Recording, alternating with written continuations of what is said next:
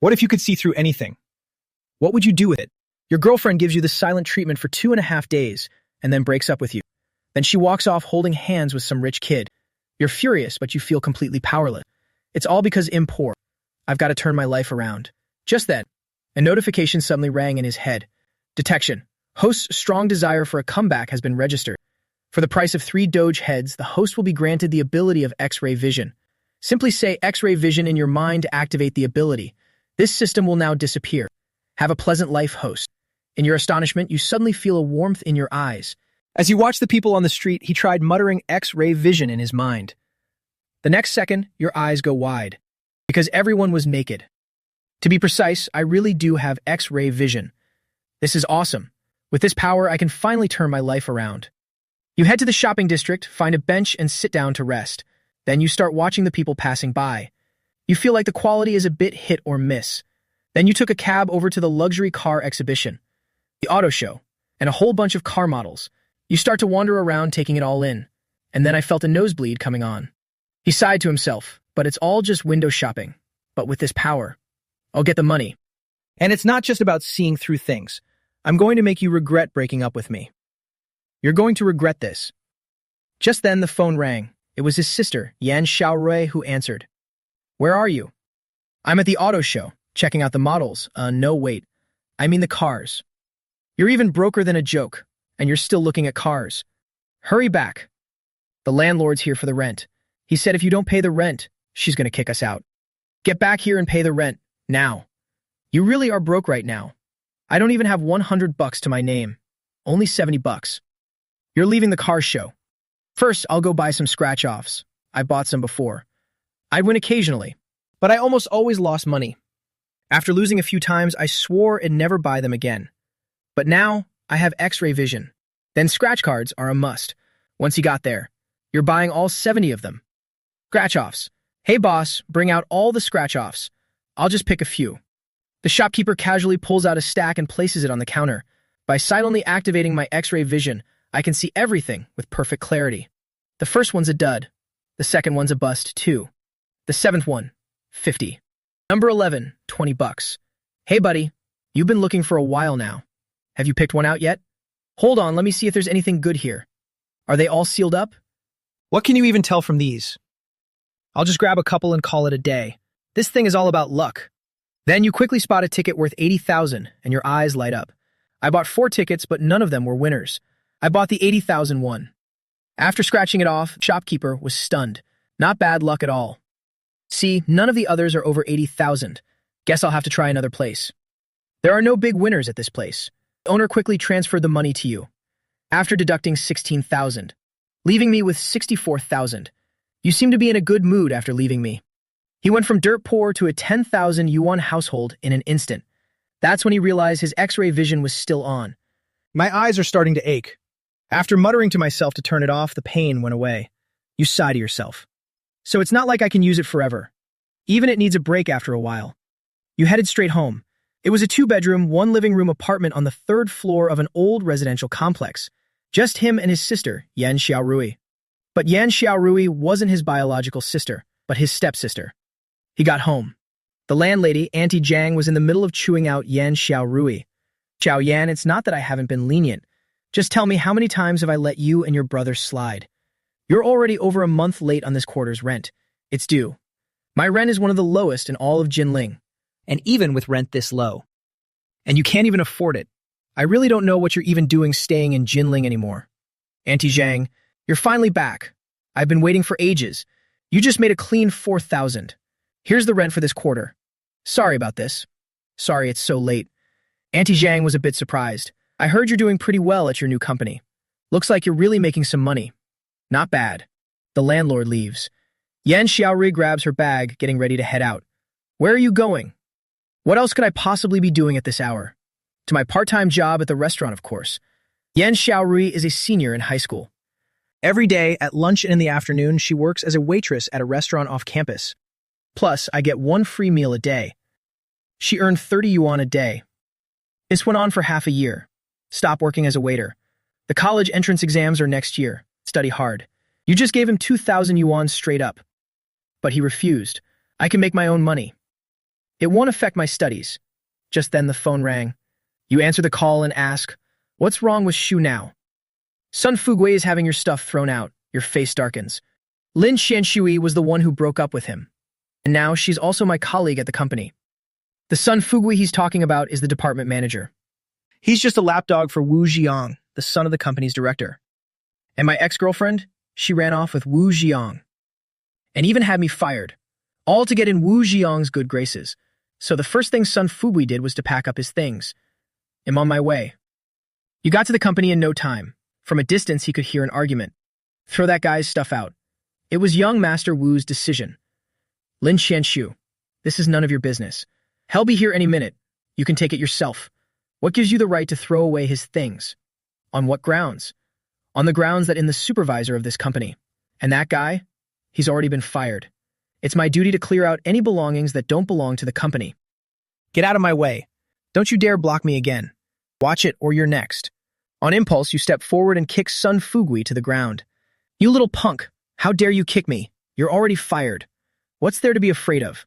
Besides, you threw my stuff away like it was trash. If I'm not kicking you, who else would I be kicking? Lin Xianshu finally felt a sense of relief. You've got some serious guts. Now pick up your things and get out. Sun Fugui is no match for you. But I wasn't angry. He sneered. I don't even need to be the one to deal with you. And now you poor boy, have lost your job. Your life is about to get miserable. Just then, Sun Fugui's new girlfriend showed up. Hey, did you miss me? Of course I missed you. Stop right there. A cold smirk crept across his face. Sun Fugui, showing off. See? How does she compare to my girlfriend? With your X-ray vision activated, you gave a nod. Yeah, I see. She's gorgeous. Listen, kid, if you want to keep a woman like that, you gotta have what it takes. Your girlfriend left you for someone else. It's your own fault for being so useless. If you're poor, you can't afford to be picky about looks. Sun Fugui's girlfriend looks at you with disdain, mocking you for being a poor loser. You can just tell he's a poor loser. You should lower your standards. Besides, it's hard enough to find a wife these days, especially for someone like you. Maybe find yourself a 300-pound girl. You turned to leave, and left her with one last thing to say. Your girlfriend has a triangular birthmark on her lower abdomen. And there are 2 more words right under the power on button. Hearing this, Sun Fugui's face turned pale. How the hell does this kid know? But he quickly snapped back to reality. His face was a mask of pure disgust. Gritting his teeth in fury, he glared at his girlfriend. You've got some explaining to do. How did she know? She shook her head in shock. I don't know. So are you two sleeping together or not? Then how did she know?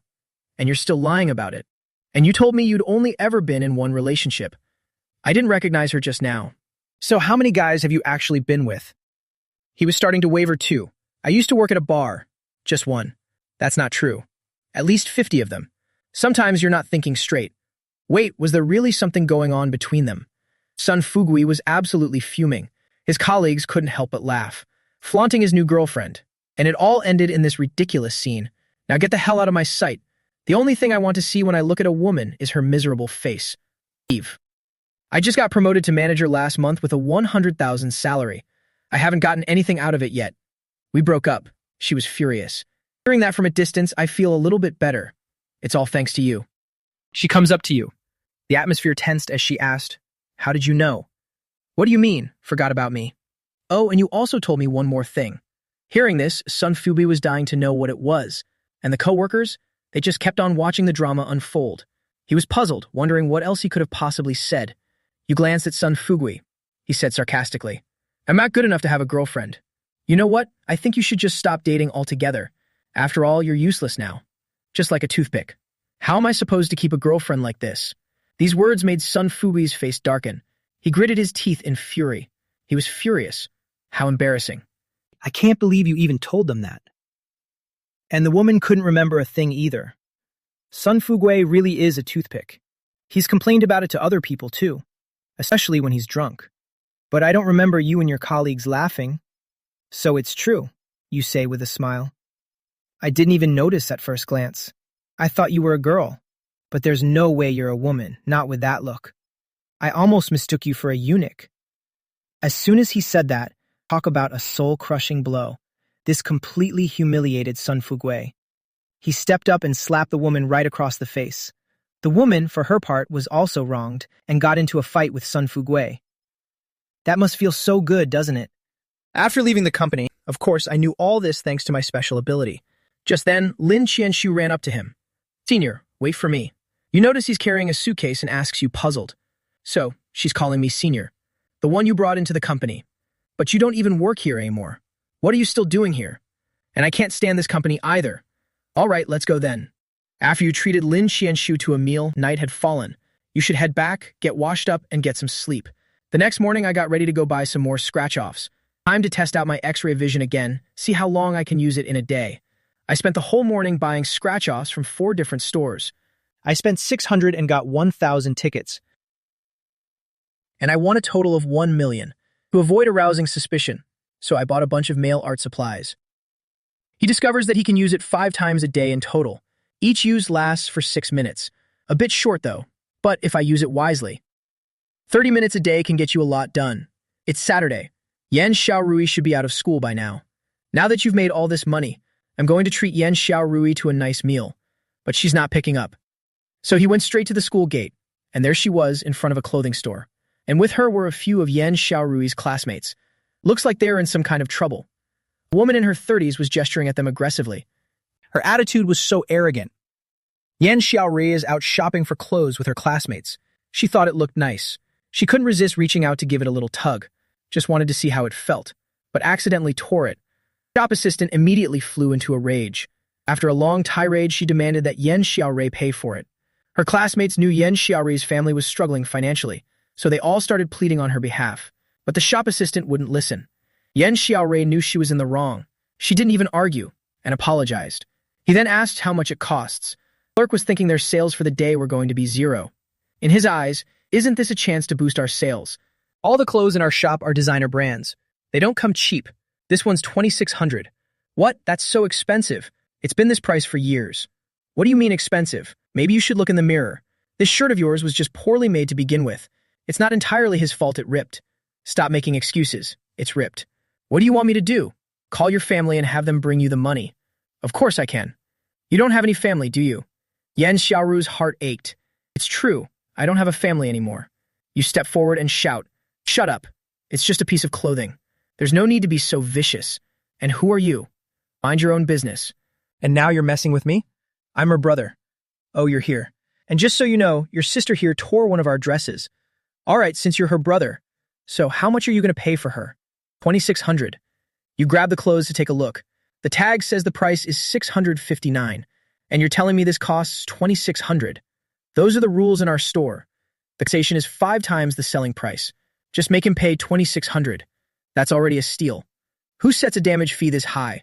You're lying, setting such a high compensation fee. It's all to keep riff-raff like you from causing trouble. Always running into the store every day, and can't even afford a single thing, and you just love to look around. He's making the whole place a total mess. This really got to Yan Xiaorui and her classmates.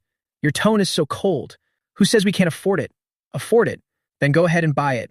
I'll take it. But isn't that in your section? You're heading straight for section B of this store. Get the salesperson in charge of this section over here. Hello, sir. What can I help you find today, sir? Pick out the right size for my sister from the clothes on that wall. Pack them all up for me. The clerk was stunned. Yan Xiaorui and her classmates were also in disbelief. Yan Xiaorui reminds you, what are you doing? Calm down. I'm not being impulsive. You haven't bought any clothes in a long time. We're buying them anyway. We might as well just go all out and get everything you need. So, you all are Zhao Ri's classmates. See anything you like. Pick whatever you like. It's on me. Really? Zhao Rui, is your brother really that rich? I've never heard you mention that before. After they picked out 2 items, the salesperson tallied up the price. Sir, your total comes to 38,500. The clerk was thrilled. That's a commission of over 3,000. That's over 3,000 in a single day. He was thrilled. I'll use my card. The clerk hurriedly brought over the card reader. After you enter your password, it says payment successful. Wow, Zhao Ri's brother is actually loaded. You look over at the salesgirl from earlier, a mocking smile on your face. Weren't you just saying we couldn't afford clothes? The salesgirl's face was a picture of embarrassment.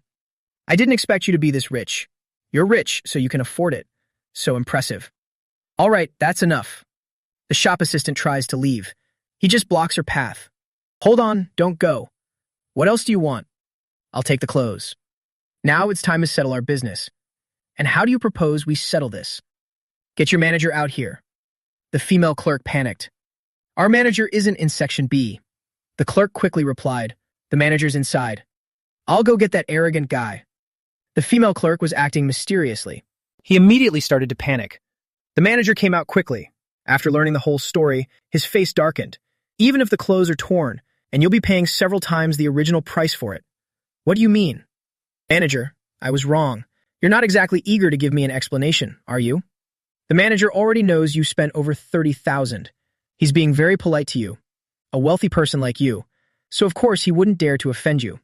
Besides, the employee was at fault in the first place. Don't worry, sir. I'll handle it. I'll make sure you're satisfied. Then I'll fire her. Just get out of here, now. The female clerk, Xiao Zhang, was on the verge of a breakdown. She left in disgrace. Are you happy now? And then he left. The next day. You figure you should head to the jade market. With an ability like this, cutting open gemstones is obviously where the real money's at. You kept browsing, looking at hundreds of stones, but none of them panned out. 3 hours of searching, 15 minutes of X-ray vision left. Just as you were about to call it a day, then something catches your eye. Stone in the corner. Inside, it's imperial jadeite with an ice-like transparency. First, you bought a few duds, and then sighed. Right, one last piece, and that's it. Boss, how much for this one? This one's 5,000. Let's just cut it open. All right, master, start the cut. He gasped in astonishment. Oh my God, it's imperial jade. Before long, a crowd had gathered to watch. This kid's really hit the jackpot. Holy crap, it's the size of a fist. He's going to be rich. This is worth at least 30 million. Hey, young man, so are you selling this imperial green? Of course I'll sell it. I'll give you 30 million. Will you sell it to me? How cheap can you be? I'll go for 40 million. Soon a crowd had gathered and they all started fighting over it. These are all from different jade shops. Even the shop owners are here to check it out. The big spenders. The prices are steep. The price is climbing, hitting 45 million. I'll bid 50 million. Everyone was stunned. No more bids. Let's keep going. It won't make much. Highest bidder takes it. All right, I'll sell it to you for 50 million. I'll transfer the money to you in a sec. Look at this, a balance of 51 million. I'm on top of the world. This is way faster than making money with scratch-offs. You're leaving the jade market? Time to wire over 100 grand to my sister. But then I realized there's a transfer limit. It's just a standard account, after all. Time to head to the bank and get that transfer limit raised. You get to the bank quickly and start waiting in line. Just then, you notice a man and a woman. It's your ex-girlfriend, Han Yanyun, and Wu Jiyang, the son of a director from your old company. And they spotted you too. Han Yanyun sneered. I can't believe you'd show your face here. And you're waiting in line to withdraw that pathetic amount of money from an ATM? Don't get in line. You're holding up everyone who actually has business to do. The transaction I need to make. An ATM can't handle this. Wu Jiyang is laughing at you. But isn't her ex-boyfriend supposed to be broke? Looks like you're broke. So of course, he can't go to the ATM. She's here to cancel her bank card. Real smart. Chances are you can't be bothered to deal with it. Your turn. You're standing in front of the window. What he said next left Han Yanyun completely stunned. Oh, so you're here to apply for a loan. After the initial shock, Wu Xiang figured out where all this money came from. He sneered coldly. Fang Yi never thought that just coming to the bank to withdraw some money and run into these two of all people. Well, speak of the devil. Hearing Wu Jiang's words, he said with a cold expression, What am I doing here? Is that any of your business? Move it. He stood up. Fang Yi's attitude really rubbed Wu Jiang the wrong way. He furrowed his brow. He was about to say something, but to his surprise, when Fang Yi stood up, he was just as tall as he was. His eyes went wide as saucers. Since when did you get so tall? He said softly. Now that she mentioned it, even Han Yanyun noticed that Fang Yi had shot up in height. She was taken aback. Have I? Maybe you just got shorter. Fang Yi's face was completely expressionless. He said nonchalantly. Of course, Wu Jiang wasn't going to buy that for a second. He was sure he remembered being half a head taller than Fang Yi. But now Fang Yi was almost as tall as him. He sized Fang up and down. Finally, his gaze landed on Fang Yi's feet. He's just wearing shoe lifts. What's with the act? He said with disdain. Fang Yi had never been a fan of this guy, Wu Ziyang. After what happened the day before yesterday, let alone with the abilities he has now. He could make the guy eat dirt with just a flick of his fingers. But Fang Yi still told himself to stay calm. He brought up the time Wu Ziyang fired him. He had to admit defeat to the man who had just snatched Han Yanyun away from him. All this just goes to show that Han Yanyun was never a woman worth his love.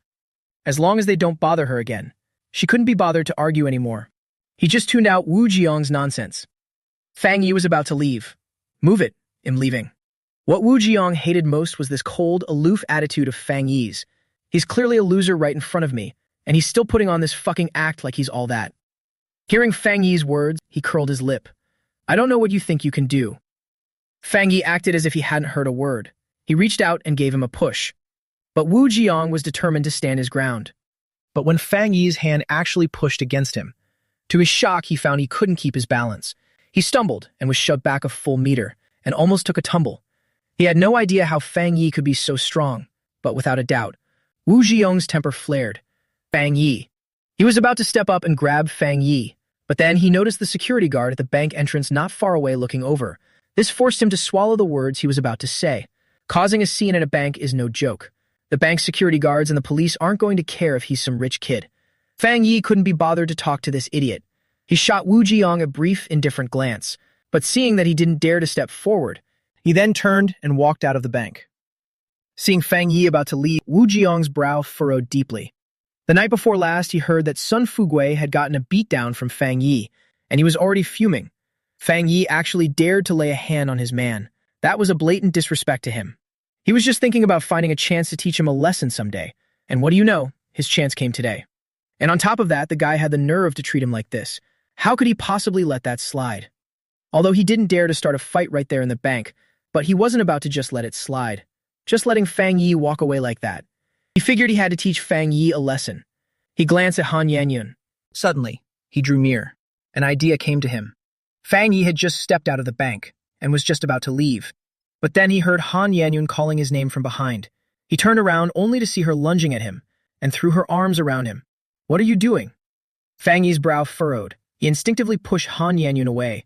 Han Yanyun looked a little flustered. After stammering for a moment, she finally said, I wanted to say I'm sorry. I hope you find a girl who's better for you than I was. I'm sorry. Han Yanyun's words only elicited a cold smirk from Fang Yi. She sized him up with a critical eye. If he hadn't gained those incredible abilities, he might have actually fallen for it. When Han Yanyun hugged him just now, and took the opportunity to slip something into the bag he was carrying. But Fang Yi had already noticed. He took a look with his X-ray vision.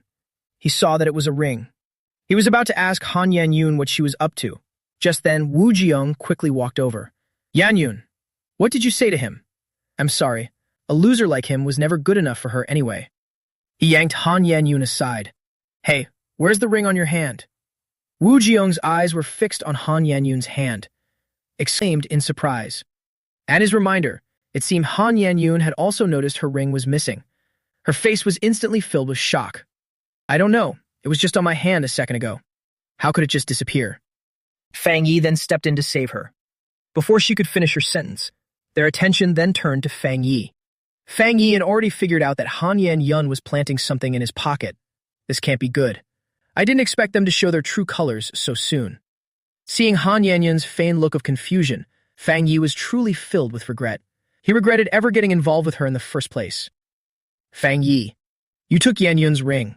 After hearing what Han Yanyun had to say, as if it was his right, Wu Ziyang began interrogating Fang Yi. Or rather, he couldn't wait to start interrogating Fang Yi. Wu Ziyang, cut the crap and stop playing your little games with me, will you? Your tactics are just pathetic. Seeing Wu Ziyang, he didn't say a word. And frame me for it. Fang Yi shot him a cold glance and was about to pull the ring out of his pocket. Wu Ziyang watched as Han Yanyun tossed the ring into Fang Yi's pocket.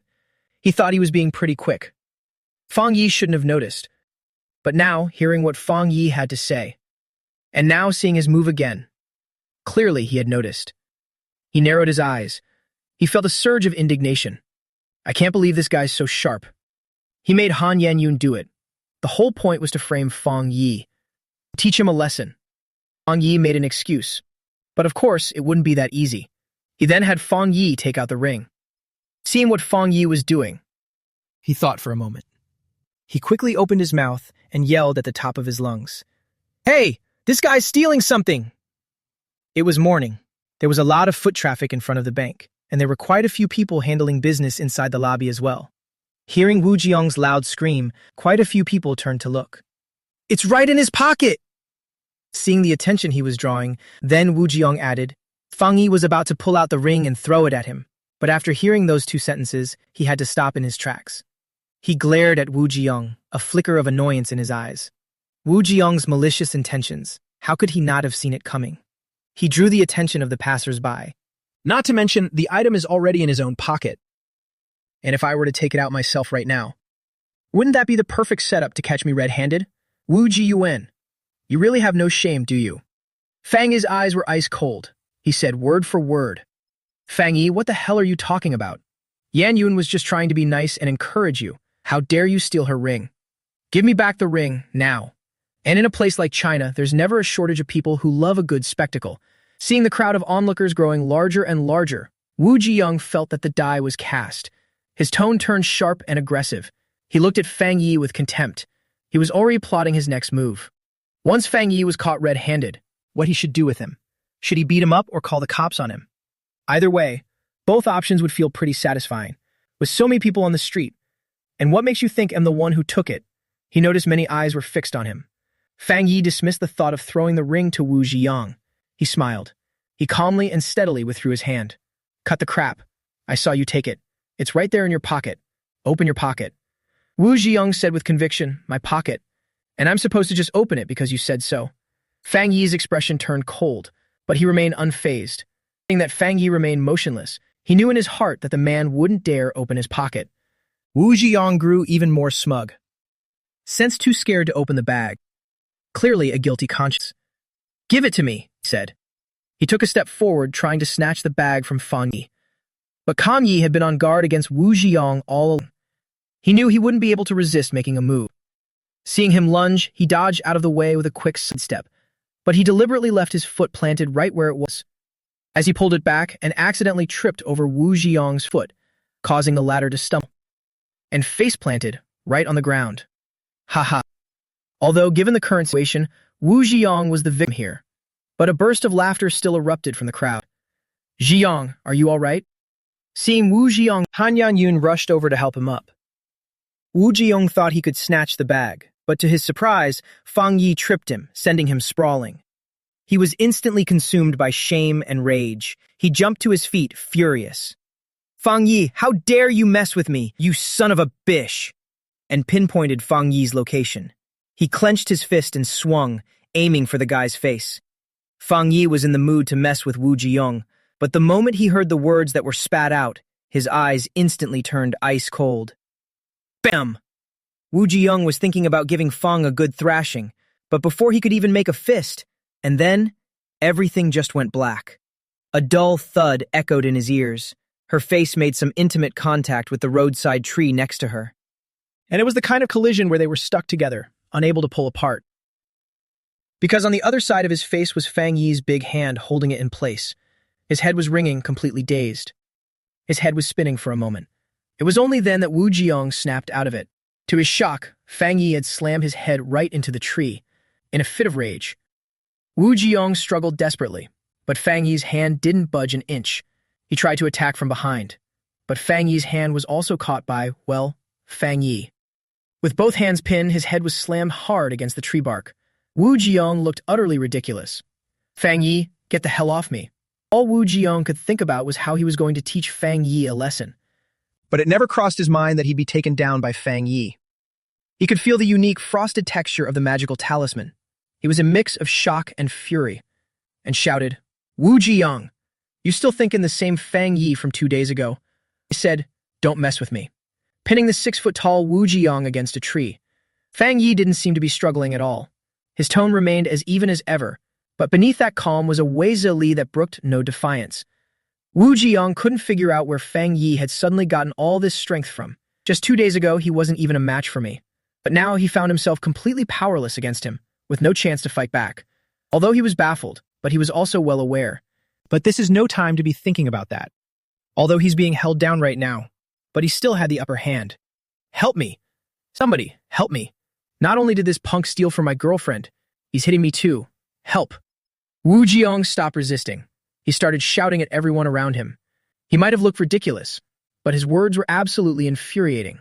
Many of the men in the crowd, feeling a sense of justice, started pointing fingers and shouting accusations. Fan Yi, how could you? This is outrageous. Let her go, right now. Stealing and still acting so arrogant. Call the police. Hearing the suggestion to call the police, Wu Jiong quickly nodded. Yeah. Quick, call the police. He had originally planned to teach Fang Yi a lesson before calling the police. But now, seeing that he was no match for Fang Yi, now his only hope was the police. Anyway, he was determined to make Fang Yi pay today, and pay the price. Seeing the crowd gathering around taking Wu Jiong's side, many of them even pulled out their phones, ready to call the police. Some even tried to step in and help Wu Jiong. Fang Yi frowned.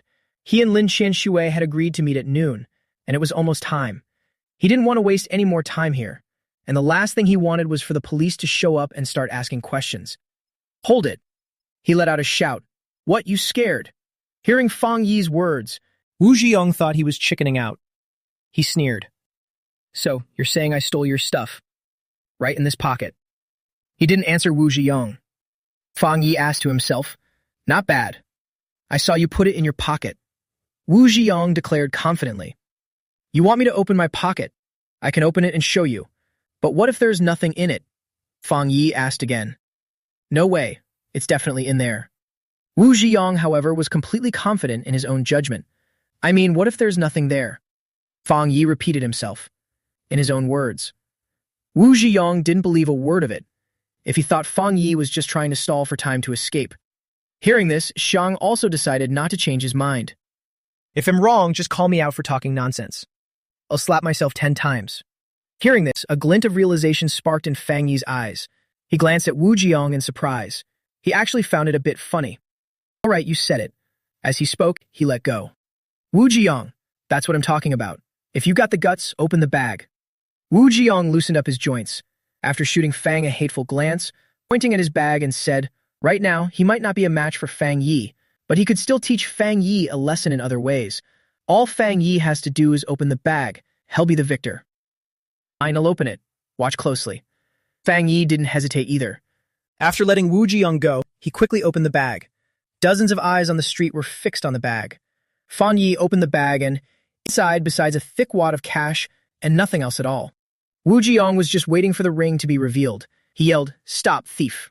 When Daida saw that the inside was empty, save for the cash, his eyes nearly popped out of his head. How to see Wu Jiong? His face was a picture of disbelief. Fang Yi asked, and to make sure everyone could see it clearly, he even took all the money out of the bag. Then he turned the bag inside out and gave it a few shakes. There's really nothing in here. How could this happen?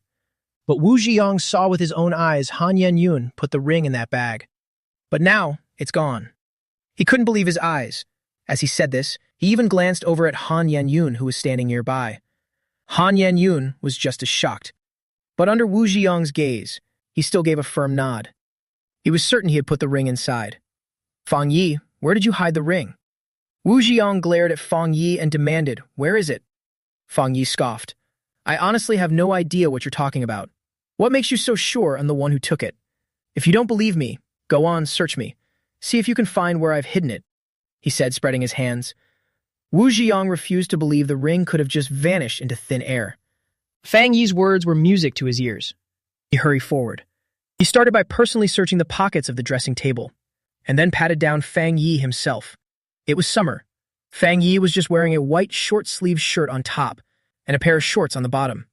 Besides the bag he was carrying, the only pockets were the two on his shorts. Wu Jiong finished the search quickly. He found nothing. What, you want me to take my pants off too? Seeing the utter disbelief in Wu Jiong's eyes, with a look of resentment on his face, Fang Yi asked with a smile. Wu Jiong. He saw with his own eyes Han Yan-yun put the ring into Fang Yi's front pocket. Afterwards, he kept his eyes locked on Fang Yi. But the guy never even touched that pocket.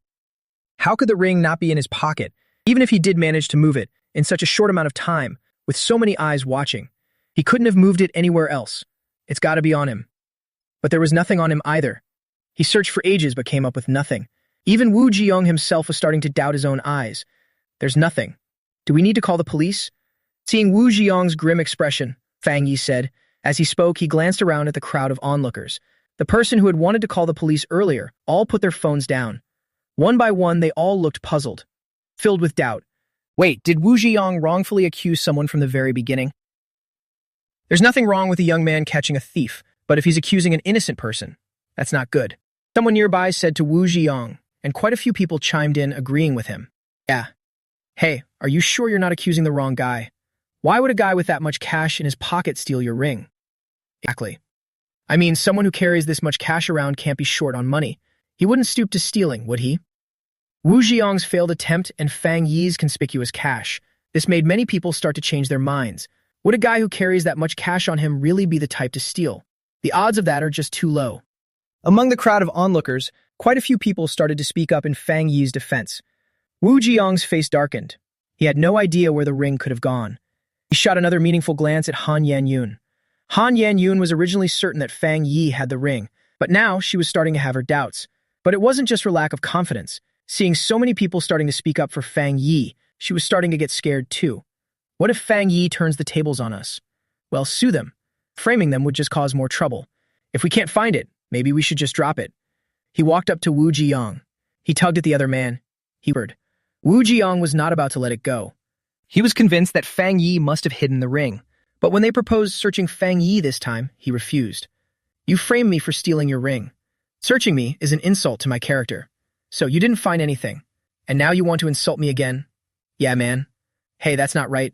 Hey, the fact that they even searched for you once is already going above and beyond. They didn't find anything. That just proves they didn't take it. Fang Yi's words won the support of many people. Seeing that the game was up, Wu Ziyang, though he was unwilling to accept it, he had no choice but to accept reality. Damn it, what the hell is going on? He shot Fang a fierce glare. He spat on the ground. Let's go. But they didn't find the ring on Fang Yi. He was too ashamed to stay any longer. He turned around, took Han Yanyun by the hand, and prepared to leave. Hold on, seeing that Wu Ziyang was about to leave. But Fang Yi called out to her. Wu Ziyang turned his head impatiently. What do you want? Seeing him actually ask what he wanted, Fang Yi looked surprised. He then said, Thing. But you said, what if you don't find the ring on me? You'll give yourself 10 slaps in the face. I'm done letting you search. Now it's time for you to make good on your promise. Fang Yi's words left Wu Ziyang stunned. Then it hit him he had, in fact, just said those very words. But does a promise really have to be kept? Who would be that stupid and slap myself 10 times? I didn't get to teach Fang Yi a lesson. Wu Ziyang was already having a bad enough day. He's not going to slap himself again. What a psycho. He glanced over at Dongfeng. Wu Ziyang pursed his lips. He turned to leave. What, you trying to back out of your debt? Fang Yi knew Wu Ziyang was a man who didn't keep his word, and grabbed him. I was just saying it off the top of my head. Oh, so you're getting serious now? Annoyed, Wu Ziyang glared at Fang Yi, trying to pull his hand away. He's not going to slap himself. You're just saying that. But I don't just let things slide. You don't want to do it. It's fine. Here, let me help you.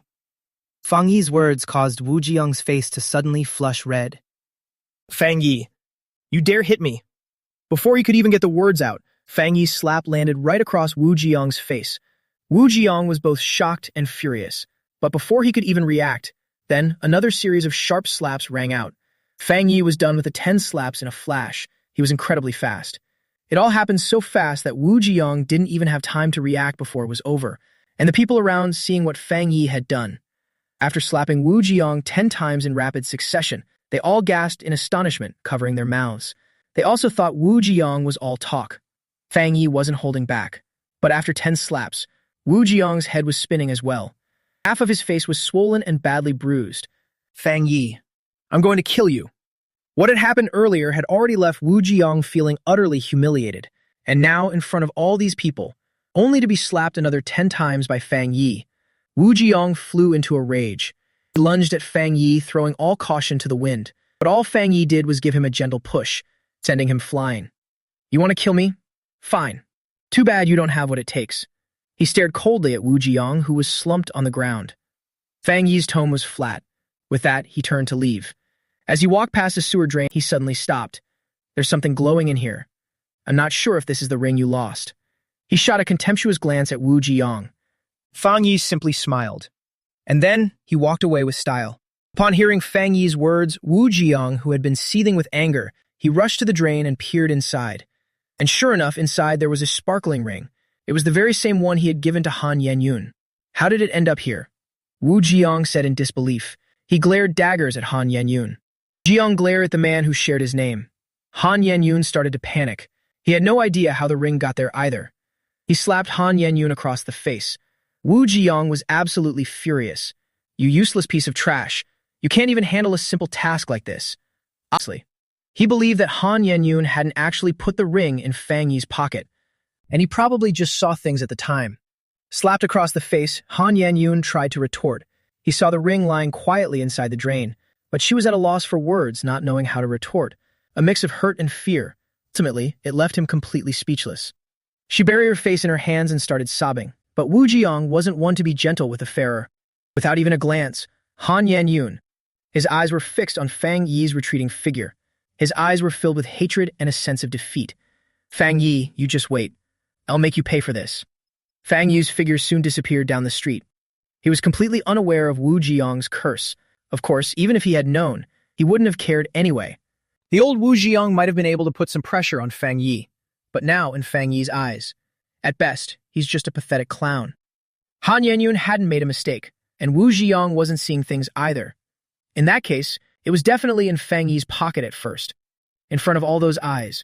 At first, Fang Yi was still a bit worried. He just didn't know how to get the item out. But in the middle of it, Wu Jiang lunged for the bag. This was the perfect opportunity he needed. Fang Yi was incredibly fast.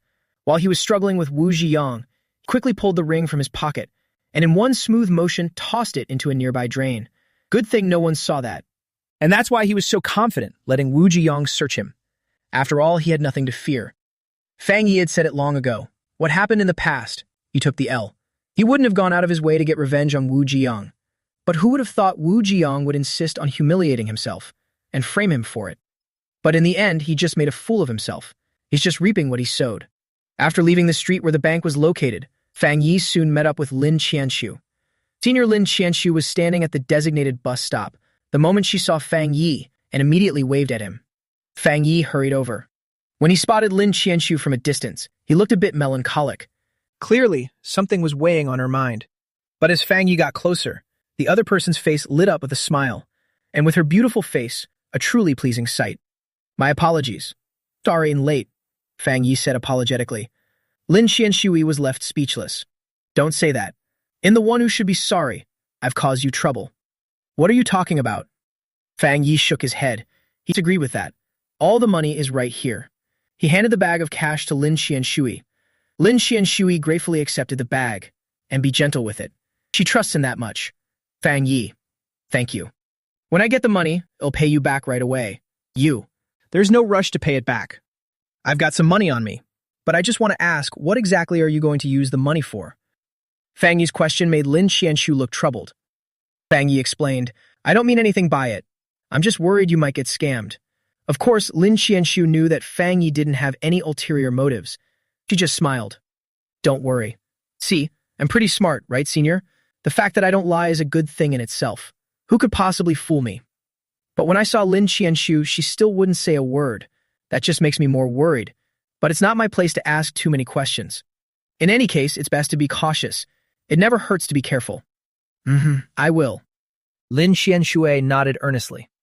And just like that, this one's a winner too. Fang Yi had originally planned to have a meal with Lin Qianshui before they parted ways, but to his surprise, Lin Qianshui seemed to be in a hurry. She wouldn't even stay for a meal, and was about to leave. Fang Yi didn't try to stop her. He watched as she got into a taxi. After Lin Qianshui left, Fang Yi found a place to grab some lunch by himself, and then it was time to get back to the daily grind. Buying scratch cards, Fang Yi hit up 2 lottery shops in a row. The results were just so-so. After taxes, he walked away with a cool 1 billion. I was starting to think I wouldn't even make 200,000 today. But then at the 3rd lottery shop, Fang Yi's luck was just off the charts. He actually hit the jackpot, 900,000. Fang Yi was so ecstatic he nearly jumped for joy. The earlier ones had smaller amounts. Fang Yi sold the scratch-off ticket to the shop owner just like he'd done before, but the final winning scratch-off ticket was for such a large amount. The lottery shop owner couldn't afford to pay out that much cash either. This meant Fang Yi had to go to the lottery center to claim the prize himself. Seeing that it was still early, Fang Yi quickly hailed a cab and rushed to the lottery center. He didn't come out until he had taken care of all the formalities. A prize of 900,000. After a 20% tax deduction, that leaves 720,000. The money will be deposited into Fang Yi's account within 1 to 3 days. He walked out of the lottery center clutching the receipt. Fang Yi could hardly contain his excitement. 720,000, plus the other 110,000.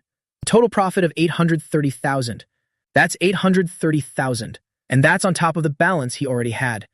His total assets have now surpassed 1 million, and all this in just 3 short days. Actually, to be precise, it was 2.5 days. And all in just 2.5 days. And just like that, I went from having nothing to being a millionaire. Back in the day, something Fang Yi wouldn't have even dared to dream of. He was absolutely over the moon, but with no one to share his joy with, so he decided to take a walk outside before heading back. He walked over to the riverbank. He saw a large crowd of people gathered together. And what's more, there was even a police car. He had no idea what was going on.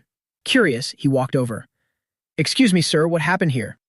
Fang Yi turned to an onlooker, an older man, and asked, "There's a body floating in the river." Hearing the man's reply, Fang Yi frowned. He was a tough guy, but he wasn't the type to enjoy watching a dead body either. Upon learning it was a floating corpse, he instantly lost interest. He was about to leave. Just as he was about to leave, the police, just as they were pulling a body out of the river. Fang Yi just wanted to take a quick glance at what the corpse looked like. But when his eyes fell upon the body, and just like that, he couldn't tear his eyes away. Looking at the familiar outfit, though it was somewhat misshapen, but a face that was still just barely recognizable, Fang Yi's head started ringing. Then a cold sweat broke out on his back. How could it be him? Fang Yi felt a chill run down his spine. He stared at the body the police had just pulled from the water. The shock was almost overwhelming. And the body, it was none other than. It was the old man who had stuck the needle in his ass that day. The shirt looked a bit grimy, and a white shirt all wrinkled, and she was still wearing it at this very moment, and a pair of gold-rimmed glasses with a cracked lens, and was still perched on her face. Fan He didn't need a second look to be sure it was him. How could he be dead? Fan Yi's eyebrow twitched violently. The shock just wouldn't leave him. He seemed perfectly fine the last time I saw him. How could this be? He recalled the scene from that day. Fan Yi muttered to himself, move it. All right, everyone, move along. Nothing to see here. Just a dead body. Nothing to see here. Make way." After the body was pulled from the water, the police immediately cordoned off the area. They also began clearing the crowd of onlookers from the area. Hearing this, everyone took a few steps back, but Fan Yi was the only one who stepped forward. How did this person die? Ever since he gained the ability to see through things, Fang Yi was endlessly grateful to the old man. He had imagined all the different ways he might see the old man again, but he never imagined that's how it would actually happen. He was puzzled. But why was the old man dead? He's injured. The preliminary assessment is homicide. The officer answered offhandedly. Fang Yi also noticed a hole in the old man's shirt right over his chest. Inside was a mess of pale, waterlogged flesh. So who killed him? Fang Yi asked again. Hearing this question, the officer looked up at him, like he was looking at an idiot. If we knew who killed him, then shouldn't you be out catching them right now? This caught Fang Yi off guard. Then he realized what a dumb question that was. Right. Please step back. Do not disturb the crime scene. Hey, you there. No pictures. A guy with a phone was about to film the body. A cop spotted him and rushed over to stop him. Fang Yi had intended to ask about the man's identity, but it was clear the police were too busy to pay him any mind. And even if they had the time, even if they did, it's not like they'd know who this person was, so he just walked off to the side by himself. By now, the body was covered with a white sheet. Fang Yi took another look. He was a whirlwind of emotions. It was that injection that gave him his X-ray vision. Come to think of it, that old man was kind of his benefactor. But now his benefactor is dead. Or was he murdered? Who killed him? But why kill him? Fang Yi frowned. He just couldn't figure it out. Joy of winning the 900,000 grand prize. But it was all washed away the moment he saw the old man's body. The entire way, Fang Yi was preoccupied with his thoughts. He didn't even remember how he got home. He made it home. She just kept scrolling through the news on her phone. Jinling is a major city, home to all sorts of media outlets. Many things that used to be minor incidents. For instance, an old lady fighting with some young people over a basketball court. This will definitely get the media all over it. Now, a murder victim has turned up in the Jinling River. This is the kind of story that'll blow the roof off. Fan Yi was certain this would make the news. I couldn't get any information at the scene today, Fang Yi was hoping to find something in the news reports and find out more. At the very least, I need to know that person's full name. Who are they, and what do they do? Sure enough, a little after 7 in the evening, articles started popping up one after another on his phone's browser. News about spirits and clothing. Fang Yi randomly browsed through most of the news articles. They all just reported that a body had been found floating in the Jin River. There wasn't anything particularly useful. But one news report caught his eye, but the content inside caught Fang Yi's attention. The deceased had a scar on their chest. The police preliminarily determined it to be a gunshot wound. No detailed information about the deceased has been found as of yet. However, the deceased was carrying an ID photo. Our staff, while taking this ID photo, discovered that the person in this photo bears a striking resemblance to Li Mingji, a professor from Kyoto University who disappeared 16 years ago while on an academic exchange in Europe. Professor Li Mingji of Kyoto University. The resemblance is uncanny. Here's the information on Li Mingji. Professor at Kyoto University. PhD in biology. Biopharmaceutical expert. 16 years ago, he was invited by the International Society for Biopharmaceutical Research to attend an academic exchange in Europe. He was involved in a plane crash on his way back to the country and was never seen again. The news report concluded with an explanation. 16 years ago, he was the one who reported on the plane crash involving Li Mingji. He glanced over the other news stories, but Fang Yi remained unfazed. But it was only after seeing this particular piece of news, he was stunned. Doctor of biology and a biopharmaceutical expert, he thought back to the superpowers he had just gained. Fang Yi had no idea how to explain. Could this old man really be that Li Mingji? Inside the syringe, it was the very thing he had been researching. As Fang Yi mulled it over, his head only spun more. 16 years ago, why did Li Mingji disappear? So why has he suddenly reappeared now, and was even shot to death? And who was it that killed him? The more Fang Yi thought about it, the more a chill ran down his spine. Just as his thoughts were in a whirl, suddenly the phone rang. He picked it up and took a look. It was an unfamiliar number. Hello, who's this? Fang Yi answered the phone. Hello, are you Yan Xiaoru's brother? A young woman's voice came through the phone. Yes. You're Fang Yi. He had no idea who was on the other end of the line. Yan Xiaoru's homeroom teacher. There's been a bit of an incident at school with her. I was hoping you could come over. What? Something happened to my sister. Hearing what the other person said, Fang Yi shot to his feet. Upon hearing that Yan Xiaoru was in trouble, Fang Yi rushed to the school as fast as he could. It was a Sunday. There are no classes during the day, but they do have evening study sessions. Perhaps it's because she didn't want to be with Fang Yi, the reason for staying under the same roof. Yan Xiaori got to school unusually early today. Fang Yi didn't see her when he got home in the afternoon. I wonder if something happened to her at school. Fang Yi was worried sick. Although Yan Xiaori didn't trust him, but he still cared about his sister. Fang Yi had been to Yan Xiaori's school before, had been to a lot of her parent-teacher conferences. She was supposed to know Yan Xiaori's homeroom teacher, but lately, it seems like Yan Xiaori's homeroom teacher has been replaced. The stranger who called him today. Hello. My name is Su Ying. She's the new head teacher for Class 1, Grade 12. Arriving at the school, Fang Yi met the person who had called him. Although the voice on the phone sounded quite young, but Fang Yi was still in for a surprise, that Yan Xiaoru's new homeroom teacher would be this young. She had shoulder-length hair. She looked to be only about 25 or 26. She had a beautiful face. She has a slender figure. She's wearing a long, white, sleeveless dress. She doesn't look like the innocent type, but she's got this girl-next-door kind of vibe. Hello, I'm Fang Yi, Yan Xiaoru's older brother. What's wrong with my sister? I was in such a rush just now. Fang Yi didn't even have a chance to ask what was going on, and rushed over here.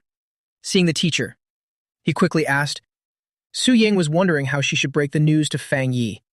Fang Yi couldn't wait to peek into the classroom. When Daida saw Yan Xiaorui standing in the corner, her face streaked with tears, he rushed inside.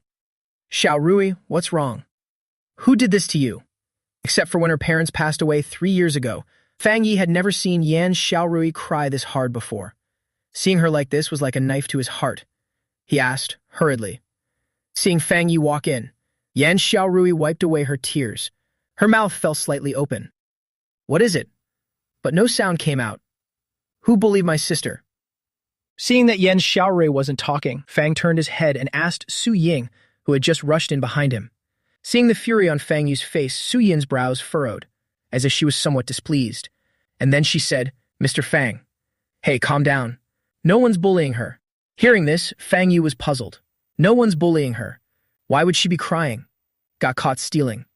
Caught red-handed, of course she's crying. Before Su Ying could say a word, then a snarky voice chimed in from the side. Fang Yi frowned. He looked up. The speaker was a girl with purple-dyed hair. The girl wasn't ugly by any means. In fact, she was quite pretty. But her style was incredibly over the top. Not to mention her purple hair and earrings. On top, she's wearing a sleeveless leather jacket. And on the bottom, a pair of ultra-short shorts. Honestly, the whole getup was a bit of a mess. If it weren't for the fact that he had a desk in this classroom, Fang Yi didn't even realize he was a student. What did you say? The girl's words. This made Fang Yi narrow his eyes slightly. I said he got caught stealing. The girl in question was sitting in her small chair, with his legs crossed, said with a sneer. Zhao Xinren, I didn't steal your watch. Hearing the girl's words, Yan Xiaori retorted. Her voice was a bit sharp. So you didn't steal it. So you're saying you didn't steal it. Then who did steal it? So, you're the one who came today. The first girl, Zhao Xinran, said with a look of utter certainty on her face. I'm here too, but I've been sitting in my own seat this whole time. I didn't take your stuff. Yan Xiaori explained, you didn't take it. Then how do you explain my watch being missing? Besides, Wang Li and Zhang Yan both saw it. How dare you still argue? Hearing these words, Fang Yi was beginning to get a picture of what had happened at the school. After asking Su Ying, it all became clear. So it was that woman, Zhao Xinran. Watch is missing. Because Yan Xiaori was the first one here today, so they suspected she was the one who stole it. It's not a suspicion. They were sure of it because two other girls in the class saw it with their own eyes. Su Ying corrected Fang Yi, she said, and even pointed out the two girls who had seen it with their own eyes. Seeing Fang Yi's gaze sweep over them, the two girls quickly nodded in agreement. I never took her stuff. Why are you framing me? Seeing the two girls nod, Yan Xiaorui was so furious her face turned bright red. Her whole body was trembling. Yan Xiaoru, we all saw it. Just stop making excuses. It's no use. One of the girls said indignantly. He saw a few girls arguing for a moment. The scene grew more and more chaotic. Su Ying frowned. The other party has arrived, Mr. Fang. So, that's what happened. Actually, this isn't that big of a deal. Perhaps Yan Xiaorui just wasn't thinking straight when she did this. If she can just hand over the item. Return it to Zhao Xinren. In that case, my classmates and I can all we can just pretend it never happened. As Su Ying finished speaking, it finally dawned on Fang Yi why she had called him over. Yan Xiaorui stole Zhao Xinren's watch. Su Ying told her to take it out. He didn't take it, so that's why she came to me. He was hoping I could persuade Yan Xiaorui to hand over the item. Thinking about all this, Wang Yi gave the new homeroom teacher a long, hard look, then cracked a smile. There was a hint of scorn in his smile. Teacher Su, if my sister did take it, then have her hand it over. But if he's asking for something, my sister didn't take it. What do you expect her to hand over? He didn't take it. Then who else could it be? After hearing what Fang Yi had to say, Zhao Xinran let out a cold snort. Did you see it with your own eyes? Fang Yizhi asked. I didn't see it with my own eyes. But someone else did. Zhao Xinran said, You didn't see it with your own eyes. It's all just hearsay. So it's just hearsay. How can you be so sure that Fang Yi glared at that ridiculous Zhao Xinran? The moment he heard this, Zhao Xinran froze for a second. He looked a bit stunned. He clearly didn't expect Yan Xiaoru's brother to be so assertive. But he wasn't afraid. After a moment of stunned silence, he let out a cold smirk. Birds of a feather flock together, huh? What kind of sister you get? The brother embezzled public funds and was kicked out of school, and the sister is a thief. The main thing is they do these things but don't have the guts to own up to them. Zhao Xinran's words made Fang Yi frown.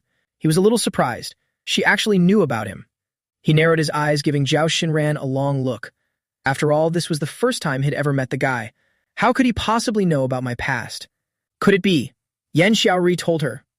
With these thoughts running through his mind, Fang Yi's frown deepened. But he failed to notice the surprised look on Yan Xiaoru's face as well. Although she was utterly disappointed in Fang Yi, but she never once spoke a word of Fang Yi's scandals to anyone. Always Zhao Xinran no. Su Yingsai was the head teacher. A few days later, he doesn't really know much about his students' family backgrounds. Hearing the words from Zhao Xinran's mouth, he also gave Fang Yi a surprise once over. Seeing that Fang Yi didn't even try to deny it, he began to see Zhao Xinran's words in a new light. I can't believe it. This guy looks so respectable on the outside. He even embezzled public funds. I was worried it would just make his already bad impression even worse, and my opinion of him dropped even further. Mr. Fang, Why don't you just have Yan Xiaorui take the item out? Su Ying said, my sister would never steal from anyone. What are you telling her to take out? Fang Yi glared at Su Ying in anger. His tone was ice cold. Hearing these somewhat aggressive words, Yan Xiaorui looked up in a daze, her eyes filled with tears. What she saw was the furious look in Fang Yi's eyes as he faced Su Ying. And that anger was filled with concern for her, and even trust.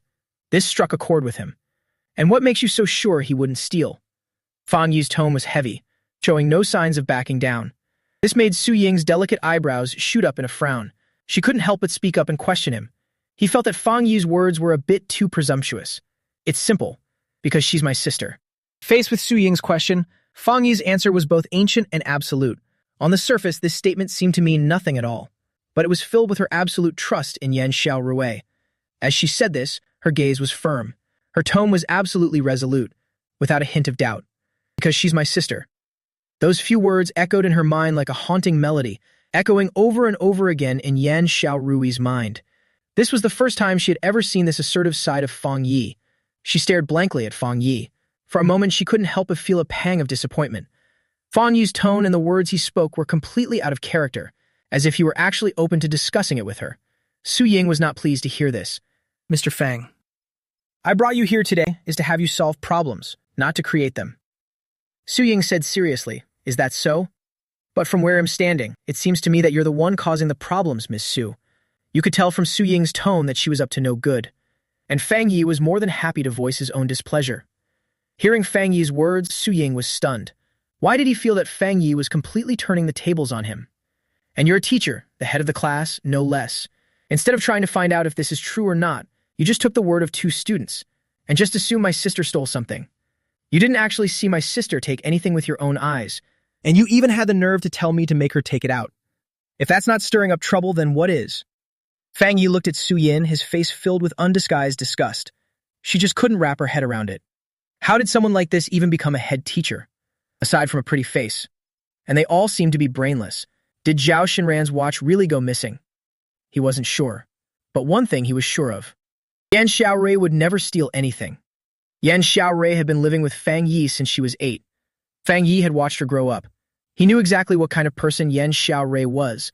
However, when Yan Xiaorui was 10 years old and broke a neighbor's vase, and she felt terrible about it. But the neighbor lady told her that he didn't have to pay for it. And they didn't even tell Yan Xiaorui or Fang Yi's parents about it, but Yan Xiaorui still saved up a month's worth of her allowance and bought a new vase for the neighbor lady. Fang Yi was the only one in the family who knew about this, and it was because of this incident. She knew her sister was an honest person. Perhaps it's because she herself is too honest, and after she found out about the scandal of Fang Yi embezzling public funds, and was utterly disappointed in him. Fang Yi's words made Su Ying's face change. He's a new teacher at the school. The previous homeroom teacher for this class was sick. The school was short on teachers, so they had him take over the class temporarily. I can't believe I run into something like this on my very first day. He knew that senior year classes were tough to handle. He didn't want to face such a tough situation right after arriving. Which student is it? He figured the best way to handle this was to communicate with the parents and settle the matter, and minimize the fallout. He thought Yan Xiaorui's brother would definitely cooperate with him. After all, it wouldn't be good for a reputation for stealing to get around. But who would have thought? Not only did the other party fail to appreciate his good intentions, but the implication in his words was that I was the one who had wronged them. He thought this guy, Fang Yi, was just completely unreasonable. I didn't see it with my own eyes. But other students saw it. And it was 2 people, specifically classmates of Yan Xiaorui. I didn't take Zhao Xinran's watch, so why would those 2 students frame him? Su Ying confronted Fang Yi about being framed for no reason. It's not like Fang Yi hadn't been through this before. Precisely because he had been through it himself. That's why I know all too well how unjust and infuriating it feels. Or maybe it's because of some personal grudge, he said coldly. Class 1 of Senior 3 is the honors class. The students were busy studying every single day, and where would you find that many temples? Su Ying felt that Fang Yi was just being a petty person, judging a gentleman with her own narrow mind. But the words had barely left his mouth. Just then, a female classmate stood up. Yesterday, when old Su was sweeping the floor, exactly stepped on Zhao Xinran's foot. She brought Wang Li and Zhang Yan with her, and they tried to jump me. Xiao Rui stopped him. He then gave Xiao Rui a harsh scolding. Fang Yi didn't know this girl's name, but she looked familiar.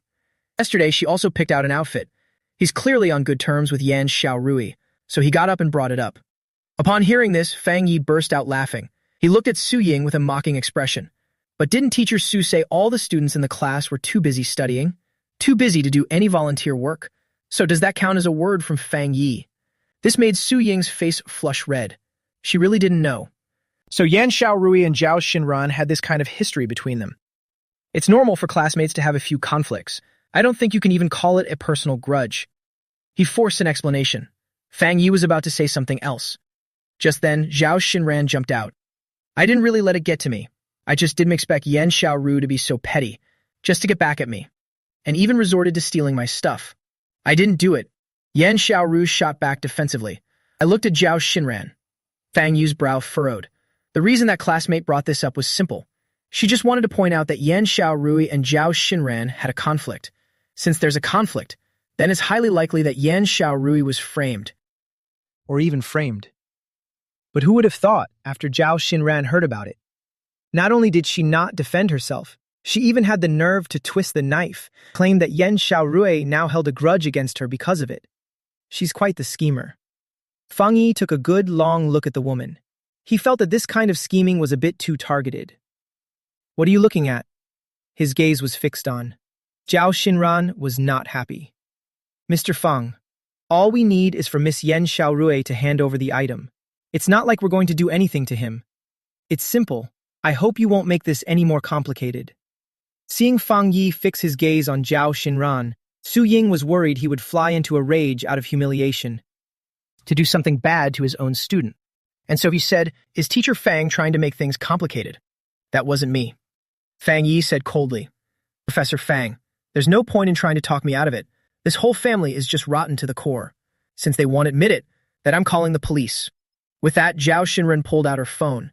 Seeing her move, Fang Yi nodded in agreement. "You really should call the police." His words left the entire class stunned. Nobody knew why Fang Yi would say that. Fang Yi didn't offer any explanation. He just went on asking his own question. "So you're saying your watch is missing? And what brand was the watch?" "Casio." Zhao Xinran replied. "What color?" "The white watch. Is it the face that's white or the strap?" "It's a white watch. The strap is white, the face is black." "So this is the only watch you have?" "Yeah. I'm not really a watch person.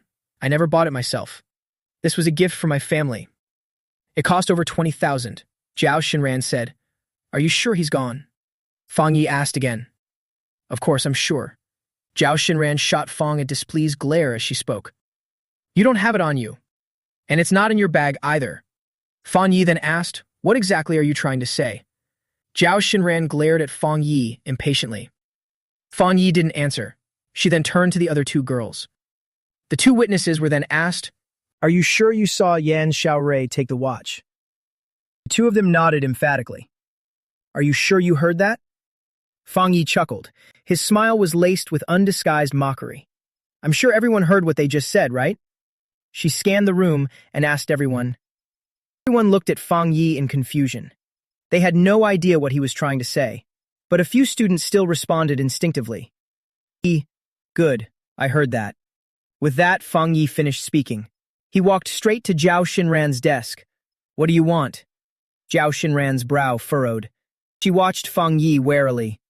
"Mr. Fang, don't be impulsive." Su Ying was worried that Jin Fang Yi, humiliated and enraged, would lash out in violence, and hurried over. But Fang Yi acted as if he hadn't heard a word either of them said. He stopped in front of Zhao Xinran's desk. He snatched the bag right out of her hands. "Give it back!" Zhao Xinran. He never expected Fang Yi to actually snatch his bag. He was instantly horrified. He lunged forward trying to snatch it back, but he was too slow. Fang Yi took 2 steps back, leaving him to grab at nothing but air. With a cold smirk, he said, "So, you're telling me the only thing missing is a watch? Then tell me, what is this?" Fang Yi said as he reached into his pocket. He then pulled something out of his bag in front of everyone, and it was none other than. It was, to everyone's surprise, a watch. The watch in Hua Feng Yi's hand. A Casio with a white face. The black strap was exactly as Zhao Xinran had described. The whole class erupted in an uproar. Yan Xiaoru's eyes widened as well. "Is this the watch?" "I think so." "Then how did it end up in her bag?" "Who knows?" The students in the class just stared at each other. A murmur of discussion spread through the crowd. Zhao Xinran, what's going on here? This was clearly not what Su Ying had expected. The watch was actually in Zhao Xinran's bag. Puzzled, she furrowed her brow. His voice grew stern. Professor Su. Zhao Xinran wanted to explain, but was at a loss for words. Don't tell me. This isn't the watch you were talking about. Or maybe you didn't even know you had another watch yourself. Seeing Zhao Xinran stammering and unable to get a word out, Fang Yi taunted without any hesitation. Hearing this, Zhao Xinran glared at Fang in anger. She was baffled. How could Fang Yi be so sure the watch was in her bag? He didn't even give her a second to react. And just like that, he pulled the watch out. Of course not. Although he was surprised inwardly, but on the outside he kept a straight face, acting as if nothing was wrong. She denied Fang Yi's words. The reason Fang Yi knew the watch was in Zhao Xinran's bag was because he used his X-ray vision. Since it's not, then this must be the watch you lost. So you're saying my sister took it? Then why was it in your bag? Fan Yi pressed on. Hearing Fang Yi's words, the look on Yan Xiaoru's face shifted from hurt to fury. She had already considered one possibility, that it was a deliberate frame-up. In fact, a lot of people had already figured it out, including Su Ying. Maybe I just remembered it wrong. I thought he was gone. I can't believe it was in my bag the whole time. Excuse me. Zhao Xinran said, her tone casual and composed. As she spoke, she took the watch from Fan Yi's hand and took her seat. Excuse me. Seeing Zhao Xinran casually hand the watch over as if nothing had happened and took a seat, Fan Yi chuckled. After all that drama just now, something you'd want the whole school to know about. And you think a simple sorry is enough to make it all go away?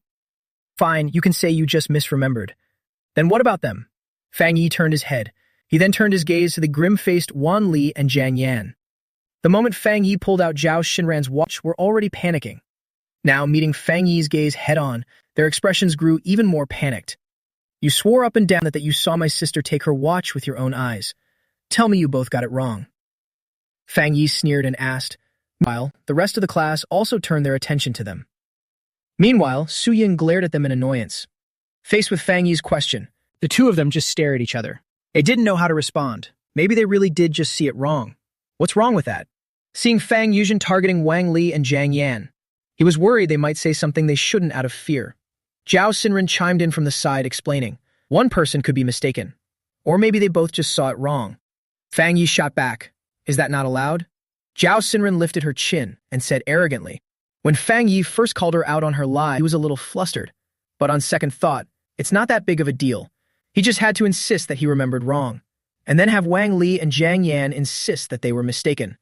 He didn't think there was anything Fang Yi could do to them. Perhaps it was precisely because he had all these things to fall back on. That's why he appeared so calm and composed. Seeing Zhao Xinran's arrogant expression, Fang Yi gave a slight nod and remained silent.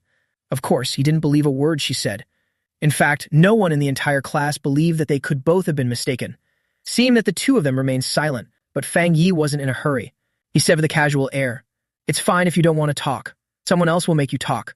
As he spoke, he pulled out his phone and started dialing a number. As he asked, you're all adults, right? Seeing the confused looks on their faces, he then continued, but even if you're not, it doesn't matter. At 16, you're old enough to be held legally responsible. So you all ganged up to say my sister stole something. That's what you call a false accusation. Since I'm the one asking the questions, and you won't talk. In that case, let's have the police ask the questions. I think you'll be more willing to talk then. Fang Yi's tone was gentle, but the words he spoke sent Wang Li and Jiang Yan into a panic. And it wasn't just them. Even Zhao Xinran started to panic. He never imagined such a trivial matter. Fang Yi was actually going to call the police. Seeing that Fang Yi was already dialing the phone, his face turned absolutely grim. Professor Su, this is all just a misunderstanding. There's no need to call the police, is there? Zhao Xinran stood up, turning to Su Ying for help. He wasn't afraid of the police, but he knew exactly what was going on. Wang Li and Jiang Yan were terrified. Su Ying is no fool. If she were a fool, and he can't be that young either. Qingqing was appointed as the homeroom teacher for Class 1 of the senior year, when she saw Fang Yi take the watch out of Zhao Xinran's bag. Meanwhile, Wang Li and Jiang Yan were practically seeing dollar signs. He already knew what was going on, although he was also angry deep down. But as he saw it, this whole thing really isn't serious enough to call the police. Besides, calling the police would have a major impact on the student, not to mention the impact it would have on the school's reputation.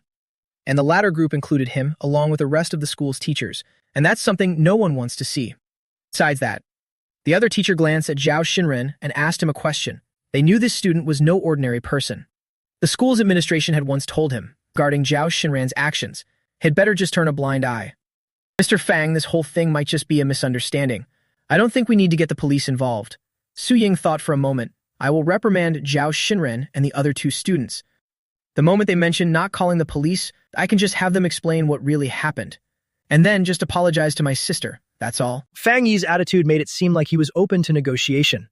He just wanted Wang Li and Zhang Yan to tell the truth, that's all. I've already said it. This is all just a misunderstanding. What else is there to say? Fang Yi wants the truth. Zhao Xinren was immediately displeased. He declared loudly, "Is this a misunderstanding? What you say doesn't count. I want to hear it from them." Fang Yi said coldly. As he spoke, his eyes were locked on Wang Li and Zhang Li. This was no accident, but that someone had orchestrated it. In fact, the mastermind Fang Yi knew perfectly well who it was, but he knew that wouldn't work. He just wanted those two to say that person's name out loud themselves. Su Yin knew. What Fang Yi wanted was for Zhao Xinren to admit that she had framed Yan Xiaorui and apologize to him. But he knew even better that the latter was never going to happen. After all, it's not exactly a good reputation to have. The students were starting to have their suspicions, but hearing it with your own ears is a whole different story. Fang, I'm warning you, don't push your luck. You've gone too far and pissed me off, and it won't be good for you. Seeing that Fang Yi was determined to press the matter, Zhao Shang, his expression still turned somber. He shot him a fierce glare. Are you threatening me? Fang Yi was never one to back down from a fight, and now with superpowers in his arsenal, there was even less reason to be afraid. Seeing Zhao Xinren, he was surprised to find her tone was threatening. She just let out a faint chuckle. Her smile was dripping with contempt. She's in her 20s. You think I'm going to be scared off by some little brat who's barely 17 or 18? But Fang Yi wasn't afraid. But the mention of Zhao Xinren was enough to make someone else nervous. The threat in his voice was plain for all to hear. Su Ying frowned. She quickly tugged on Fang Yi's sleeve and whispered to him, Mr. Fang, this whole thing is just a misunderstanding. Since no one's really out anything, why don't we just let this go? Zhao Xinren is from a pretty wealthy family. If he gives you trouble later, it'll be a real problem for you guys. Although Su Ying didn't know much about Yan Xiaoru's family situation, but she had heard that Yan Xiaoru's parents had both passed away, and has only had her older brother to rely on. Although Fang Yi's unyielding nature was annoying, but out of kindness, he also didn't want Fang Yi and Yan Xiaoru and get on Zhao Xinren's bad side over something like this, and end up bringing trouble upon themselves. Fang Yi thought Su Ying was about to lecture him, but instead she was just telling him to let it go. Hearing this, Fang Yi shot him a piercing glance. This student, he's not from an ordinary family. It'll be a real pain if they still try to mess with you later. Those words, they sound so familiar. It all goes back to when Fang Yi was framed at school. He was determined to find out the truth. And what he heard was this very sentence from his counselor. Such a simple sentence, yet it carried so much humiliation and helplessness. But only Fang Yi knew the truth. Due to his own stats, and there was also the safety of his sister, Yan Xiaorui. Back then, Fang Yi had no choice but to compromise. He left the school shouldering a load of false accusations. This became a wound that would never heal in his heart. He thought he would never hear words like that again, but he never expected that now in a new place, and a different person. When his sister ran into a situation almost identical to his own after being framed for something. And there it was again, those same words. Fang Yi had already compromised once. He would not compromise again. Not a second time. The time he was framed, things were left unresolved and swept under the rug. And now it was his sister's turn. He would never let that happen. Want to be swept under the rug just like his own case. I can't even begin to imagine. To think that words like that. And this was coming from a homeroom teacher, a role model for students. Ms. Su, you should be glad I wasn't recording just now. Otherwise, I'm not sure you'd be able to keep your job. Fang Yi's tone was harsh, very cold. Hearing this, Su Ying's face immediately fell. Looks like. But not only did he refuse to listen, and even threw a nasty taunt back at him. In an instant, his face turned beet red. This is your last chance. Tell me, why did you frame my sister? If you don't talk, I'm calling the cops. And Su Ying. With that, Fang Yi turned his head. He said firmly to Wang Li and the other girl. Faced with Fang Yi's firm stand, both girls were terrified. Even though they were both 18 years old, but at the end of the day, they've never been out in the real world. At the end of the day, they're still just kids. Anyone would be scared in a situation like this. For they had been pinning all their hopes on Zhao Xinren. They were counting on Zhao Xinran to protect them. But to their surprise, Fang Yi wasn't scared at all. But Zhao Xinran insisted on pressing the issue. They were intentionally hiding the truth. But they were worried Fang Yi would call the police. So they did frame Yan Xiaori. Who knows if we'll end up in jail? They're still so young. I don't want to go to jail. And don't call the police. We were just talking under Fang's intense glare. Ultimately, the two of them couldn't take the pressure and confessed everything.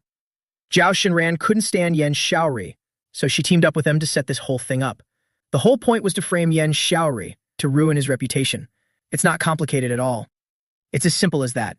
The truth of the matter was pretty much what Fang Yi had expected. Hearing all this, the students in the class, one by one, a look of realization dawned on their faces.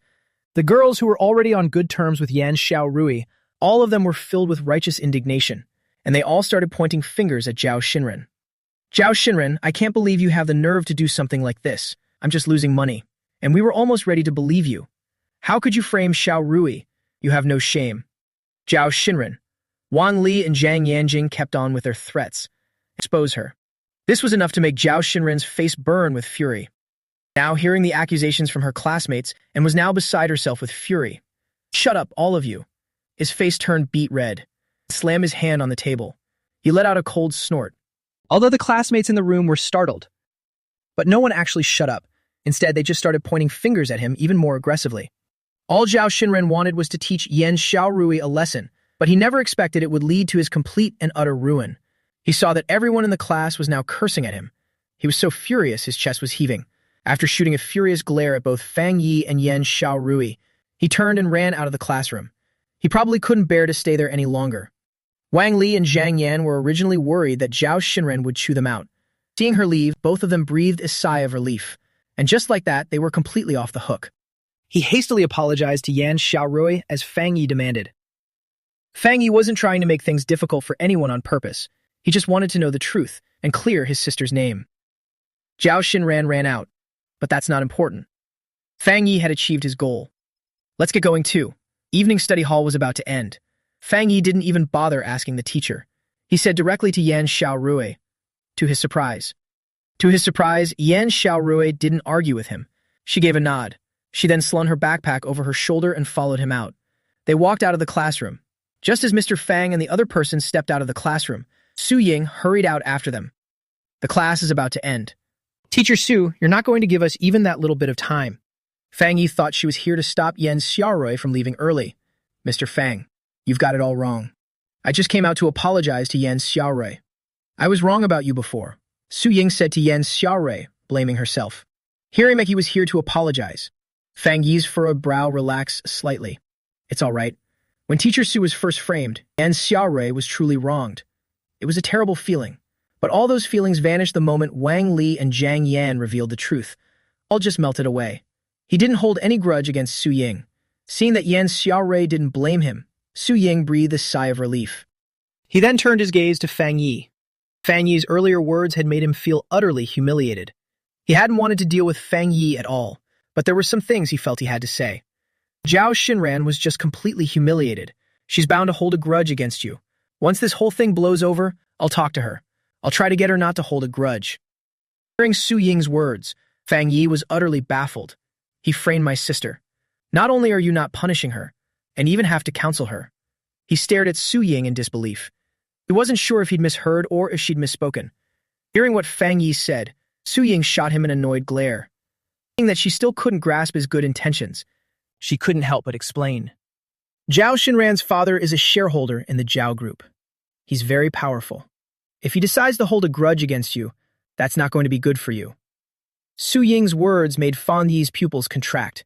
He narrowed his eyes in surprise. Wait, are you saying that girl is from the Zhao Group? Seeing the look on Fang Yi's face after hearing her words, his face completely changed. Su Ying couldn't help but sneer. So, you're scared of him now, huh? She thought Fang Yi was just intimidated by Zhao Xinran's status. Her tone was full of disdain. Su Ying's words left Fang Yi utterly speechless. As one of the top conglomerates in Jinling, the Zhao Group's influence and background are truly intimidating. But that wasn't enough to intimidate Fang Yi. He was just surprised. And no wonder. No wonder Zhao Xinran knew about his past. Mastermind who framed Fang Yi back in school, and Zhao Boxiu, He's from the Zhao group as well. After giving Fang Yi a stern warning, Su Ying then went back. Meanwhile, Fang Yi left the school with Yan Xiaorui. As they walked down the street, Fang Yi seemed a bit distracted. Su Ying reveals Zhao Xinran's identity. This couldn't help but pull his thoughts back to 6 months ago. He didn't know what the relationship between Zhao Xinran and Zhao Boxiu was, but the way the two of them framed people was exactly the same, and just as clumsy. Fang Yi couldn't tell if what happened today was a coincidence or something premeditated. If it was just a coincidence, then so be it. But if it was all premeditated, could it be that for the past 6 months, Zhao Boxiu still wasn't going to let him off the hook, and now he's targeting his own sister? Considering the latter possibility, Fang Yi couldn't help but frown. A surge of anger welled up inside him. He turned to look at Yan Xiaorui. He saw her following right behind him without saying a word. Fang Yi wanted to ask Yan Xiaorui a question. Do you and this Zhao Xinran usually have any conflicts? Whether he's always been targeting her, or if it's just something recent. But the words were on the tip of his tongue, and he just didn't know how to say them. They even had a fight last night. Not only did they not make up, in fact, it feels like things are getting even worse.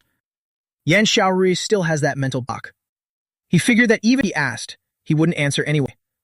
Sigh. Fang Yi let out a heavy sigh. He was lost in thought. He had no idea about his own relationship with Yan Xiaorui, and when we'll ever get back to the way we were. How did you know the watch was in Zhao Xinran's bag? Just as Fang Yi decided to give up and stop asking, just as Yan Xiaorui was about to turn her head. But it was Yan Xiaorui who spoke first. Fang Yi was taken aback for a moment.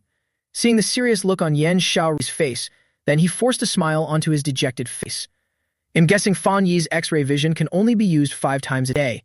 He used it once this morning, and only used it 3 times in the afternoon. He was so horrified by the sight of Li Mingzhe's body, so Fang Yi went home early. He still had one last use left. Just now, when Zhao Xinran was leveling her bold and confident accusations, Fang Yi didn't want to waste any more breath, and activated his X-ray vision. He scanned everyone in the classroom. He never would have guessed that the watch was actually in Zhao Xinran's own bag. Of course, he couldn't tell anyone about his X-ray vision. Yan Xiaorui had no idea that Fang Yi could see through things, so she thought he was just making light of the situation. But she was still half convinced and half doubting. So you just believe me that I didn't take his watch? What if I really did take it? What if you don't find anything in his bag? He thought that what Fang Yi had just done, searching Zhao Xinran's bag, that was a bit reckless. He then asked again.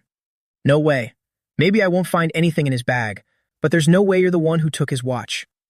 Fang Yi shook his head. Why were Fang Yi's words so surprising to Yan Xiaorui? Hearing this, the former just smiled. Because you're my sister. I believe your words will reach Yan Xiaorui's ears. The latter froze. She stared blankly at Fang Yi. When different people ask you the same question, Fang Yi's response was almost exactly the same, because she was his sister. And so he had faith in himself. This one short sentence, and once again it struck a chord deep within Yan Xiaorui's heart. She didn't have the slightest doubt that Fang Yi was lying. Because just a moment ago, when everyone was accusing him of stealing, Fang Yi didn't even ask a single question. He just flat out said it was impossible. His tone was so firm and resolute. His attitude was so resolute. Yan Xiaorui knew that her accusations, so confidently leveled at everyone, Fang Yi never believed a word of it from the very beginning. Because if he had believed her for even a second, he wouldn't have asked. Or even asked me. He went straight to search Zhao Xinran's bag.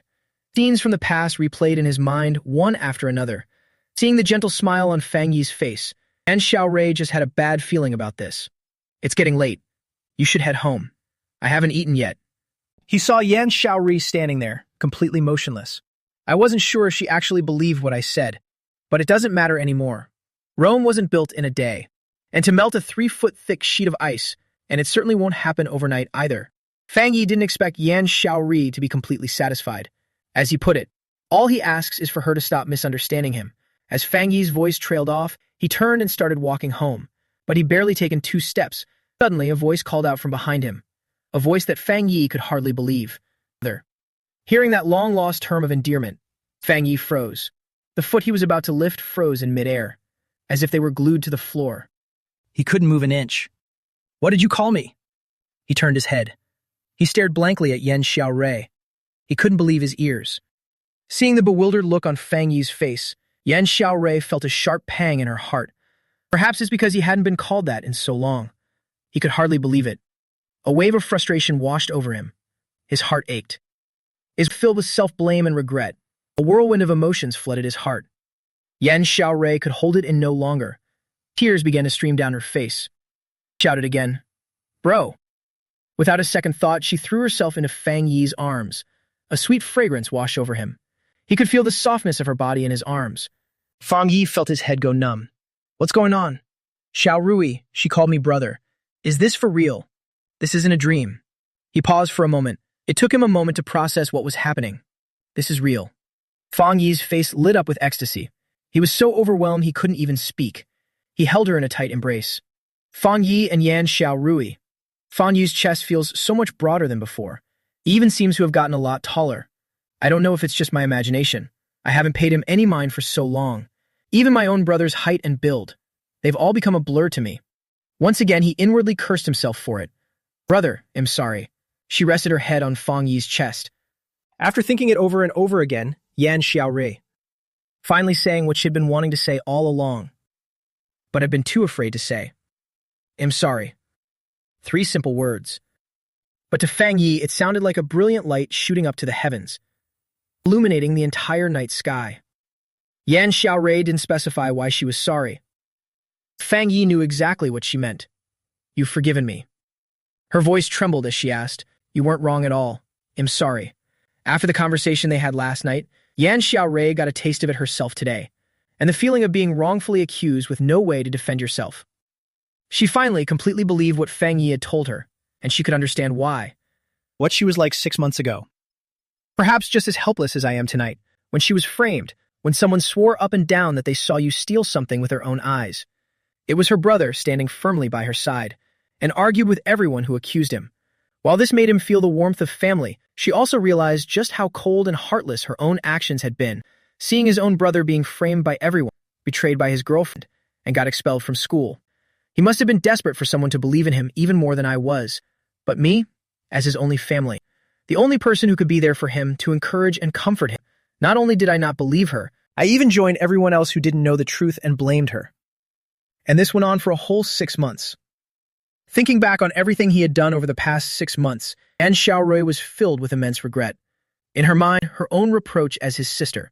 That must have hurt him even more than being criticized by a stranger, right? But even so, he had never once lost his temper at her. He never even said a single harsh word to me. The thought of those words. Tears streamed down Xiaorui's face. Her voice was choked with sobs. "I'm sorry, brother. I'm so sorry." He didn't know how to express his feelings. All you could do was keep saying it. "I'm sorry" to the other person. For him, and Xiaorui's "I'm sorry." All it took was a single sentence. Just that very first one. And that's when it all clicked for Fang Yi. He finally believed in himself.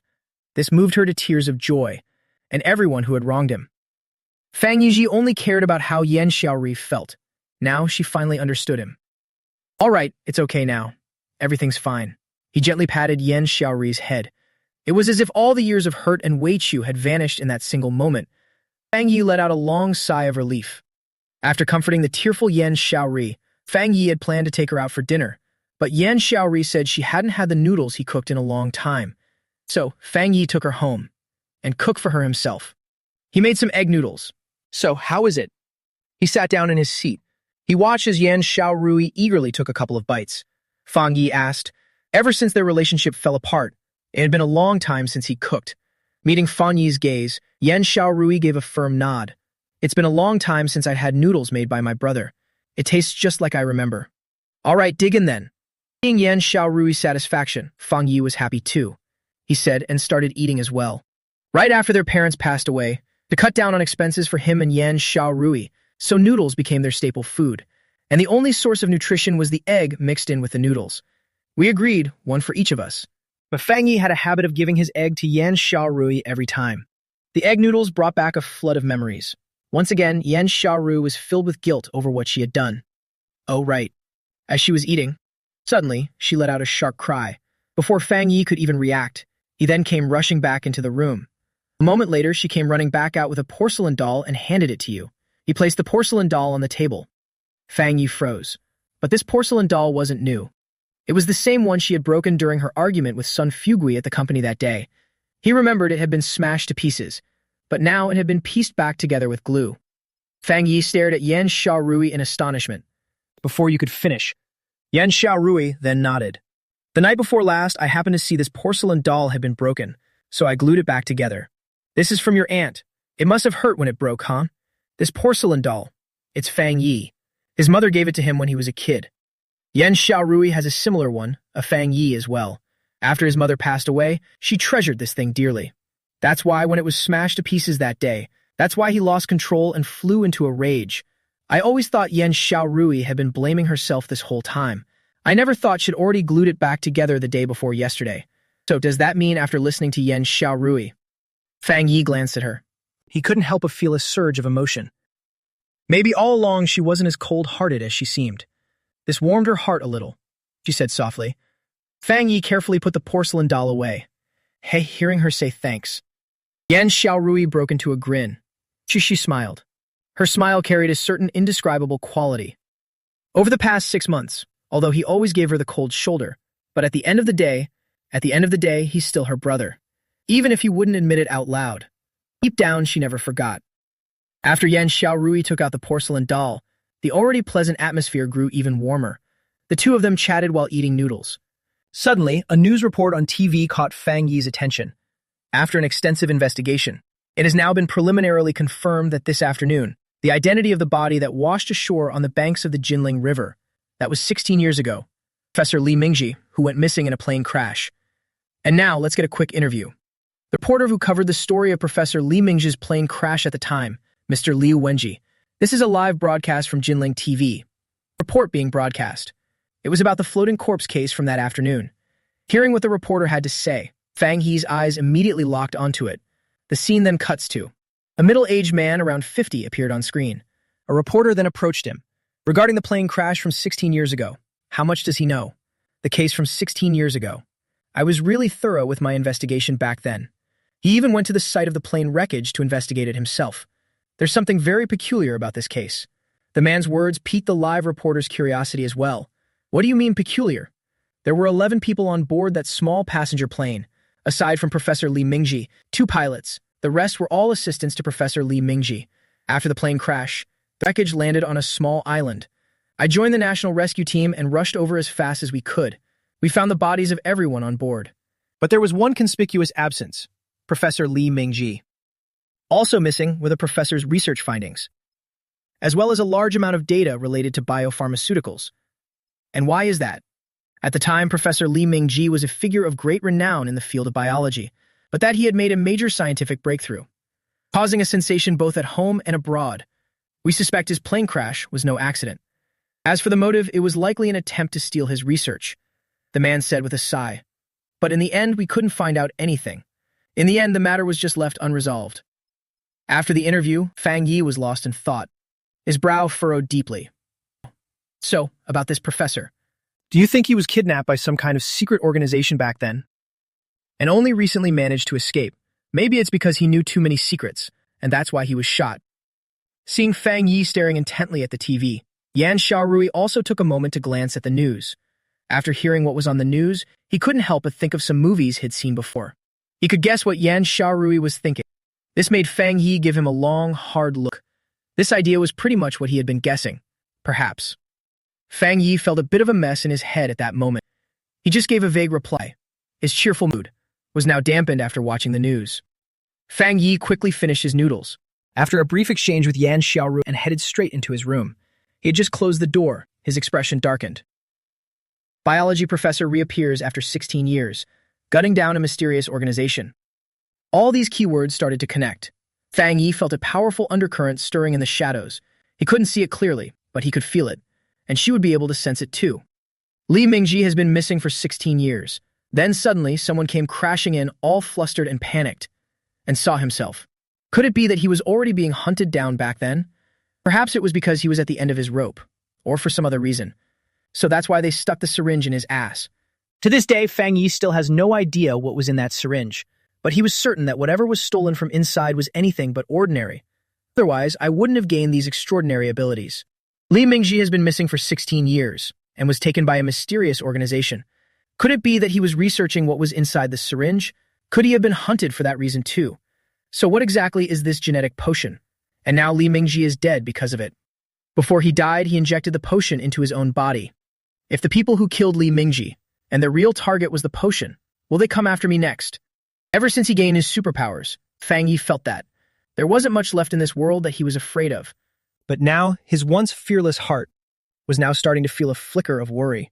For a mysterious organization to be able to develop a potion like that, this was clearly no ordinary organization. This might actually be just like something out of a sci-fi movie.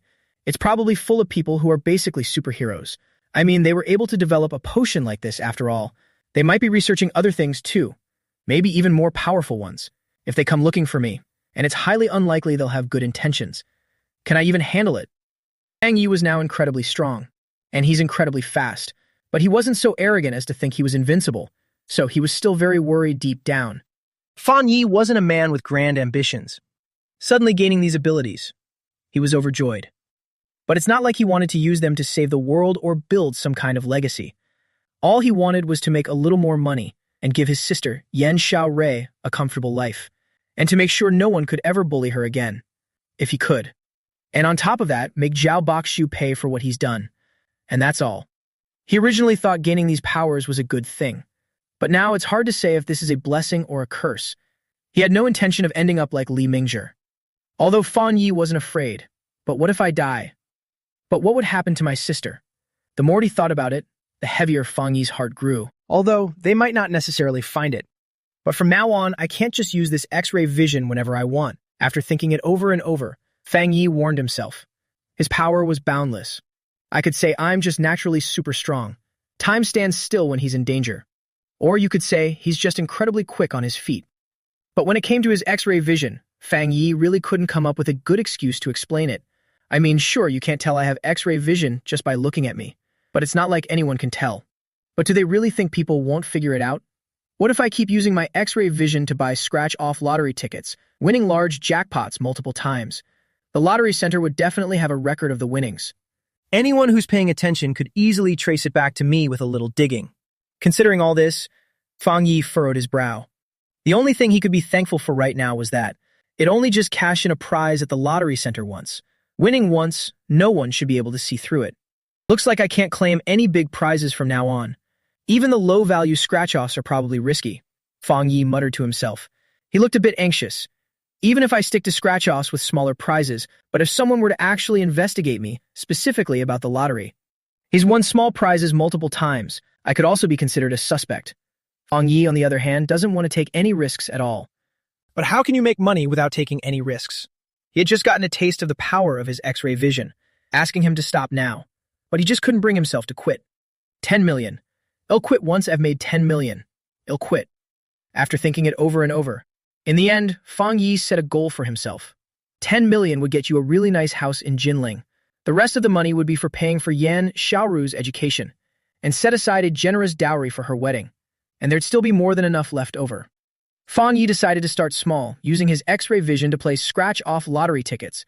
Once I make 10 million, I'll find a legitimate job, as long as I'm careful about where I buy them. The best thing to do is to buy them outside the city or even the province. It shouldn't be that easy for them to trace it back to me. Besides, but will they even investigate in this direction? That's still up for debate, though. He laid out his plan of action. At this moment, he was like a gambler. He was holding out for a huge score.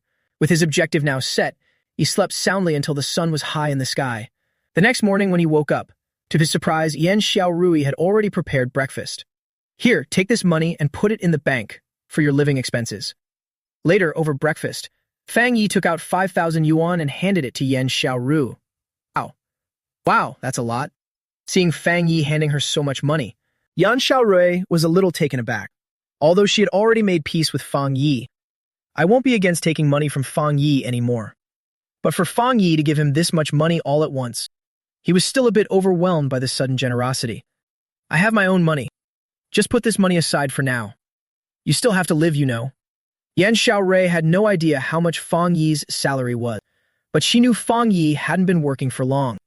And even if it were high, it couldn't be that high. And on top of that, he spent so much on clothes just yesterday. He figured that even if Fang Yi had some saving, it couldn't be much. She wanted Fang Yi to save the money. What his sister was thinking. How could Fang Yi not know? She smiled. He stuffed the money into Yan Xiaorui's hand. Xiaorui, the money for our future is right here. This is for you. Yan Xiaoru looked puzzled. Fang Ying added, did you forget I told you I won the lottery?